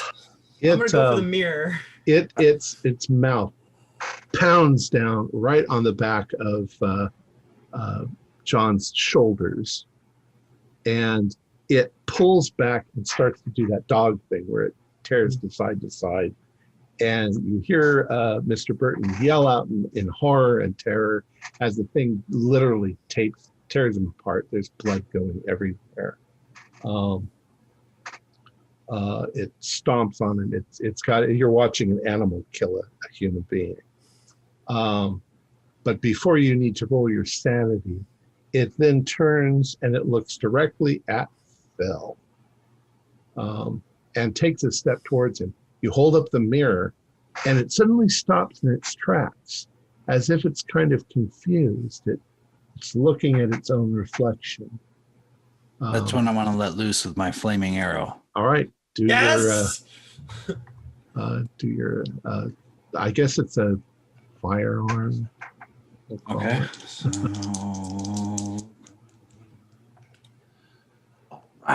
So that is an 18 out of 25. Good. we decide? I don't even have an arrow up on my thing. How much damage? And it's flaming arrow, correct? It is a flaming arrow. Yeah. All right. We'll say 1d8 damage. You're really at close range. 1d8. Okay. That's a 6. 6. Okay. I think it does. A fire does like a d6 if it keeps going or something like that. Or Right. So do I roll another d6 or? does it catch fire? Oh. Well, wow. no. The arrow penetrates, Okay. and the flaming rag goes in with it, and the creature immediately reacts violently, and it bellows, this horrible bellowing wolf-like sound. It bellows out, and it sort of thrashes around for a moment. Anybody else? Detective Jordan is climbing out a window. I think. Bye-bye. I was actually going to give a roll to see if I decide to just murder everyone. A luck roll. You're not that insane, but you can do that if you want. Nah, you guys are fine. Okay, he's climbing out the window. So you said gone. this thing, it looks like it's in pain, but is it still? Does it still look like it's there? This wound does not seem to be closing. You're almost wondering if the fire itself is keeping the wound from closing. Now, for Cole and John, would they need to make an arrow roll to see if they actually look at what's going on? Because they've heard a shotgun blast. Yeah, They've seen. I think that's fair. Yes. Yeah. Make It's a power roll or not? Willpower roll. Yeah, it's your willpower to see if you can. No, I take a look. Okay, do a spot hidden. We got a success. I think. Shit! I pull out a bow and because I did get 3 bows. Mm-hmm. There's 2 bows out there. I I think I'm going to shoot it too. And I'm going to. Did you pass your spot hidden? Yeah, that's what I said. Okay, I was getting yeah, you out a see bow it. and I'm getting ready to, and I got. All right. I'm also going to light an arrow and fire So then, All right. just to make sure. So then my character still hasn't seen this. That's what. Okay. You Is haven't that seen the it. case? Didn't see it. Yes. Because I succeeded on my that other power roll. Okay. Okay, but yes. Yeah, you've buried your face in the couch or something. Is it firearms, rifle, shotgun, or pistol? Just use like a rifle or whatever you think. Oh, I got 25, and my skill is 25. So Cool. another flaming arrow into him. Roll some damage. All right. That's 3 damage from the D8. Okay, you also jam an arrow into its side with a flaming rag attached, and the creature is staggering around the room. Doug, how about you? Professor, you're muted. I would, if I can, I would try and light another arrow and light fire. Go ahead. We'll do John. John can. That is a fail. Okay, so you manage to nick it, but you don't do any damage to it. John, you can shoot an arrow. Remembering I'm going to use my intelligence. Yeah, I do remember the verse. I'm going to attempt to target its heart, where I think the heart would be. So I assume that would be a hard or extreme. It's chess. You're very close to it. So that's why I'm asking. Because, well, what'd you get? All right. Well, that probably hit. I got an 08. No, that's really good. Yeah. Yeah. Is that in a hard or an extreme? Well, it is my firearms is a 75, so that's actually extreme. All right, so you're just going to do full damage. What do we decide? 8 points? Yeah. Well, is it an impaling weapon or no? Yeah, it is. It's an arrow. So So that means it does full damage and you roll, right? And then blunt weapons just do max. Yeah. Or at least that's the way we're going to handle it. Yeah. And add another 7. So 15? Yeah. Wow. I would say that probably does the trick. That arrow goes deep into the creature. It bellows in agony, and it staggers back, smashing furniture. And as it goes, you guys have to kind of dive out of the way. And then it shakes for a moment, and then it falls over, and it falls into a heap on the ground, and then it completely vanishes in a puff of like blue flame. And it's Yes, gone. yeah, we're not dead. And Detective us now, Frank Mr. Jordan Pickford. wakes up in an alley somewhere. Covered in blood 10 and broken hours. glass. 10 hours later, not quite remembering what the hell happened. And I told you ghosts were real. And that's the end of our story. You guys did pretty good. Oh, that was great. That was a wonderful one. Hey, I I got to think you shoot pretty the much- shotgun once. I'm happy. Unlike the last group, you actually confronted him and managed to keep him there and tell you what he had done. Yes. The other group didn't. They ran away and went to one of their houses and waited for the creature to kill him and then come and get them. And they managed to fight it off there. But tactically, they took that. So that's, I think you know the story. You know exactly what happened. Yeah, that was really interesting. I really thought it was an accident, but it was actually what happened. All right. Well, our players included Oren Meyer, Theodore Martinez, John Dos Passos, Patrick O'Brien, Brian Ridge, and myself as the keeper of the secrets. We have a Discord server where you can chat with our other members. You can set up private games. You can learn the finer arts of gameplay and game mastering. There's a link below. We provide audio-only versions of our shows free for you to download from Podbean or iTunes. The costs involved with the show are provided almost entirely by our patrons. Without them, we wouldn't be able to do what we do. If you'd also like to help support our show, please visit our Patreon account. Just $1 or $2 a month helps us a lot. You can find a link in the description below. Like, share, and subscribe to our channel, and punch the bell icon for the updates on our latest shows, and leave us some comments. We enjoy reading them and answering questions you might have.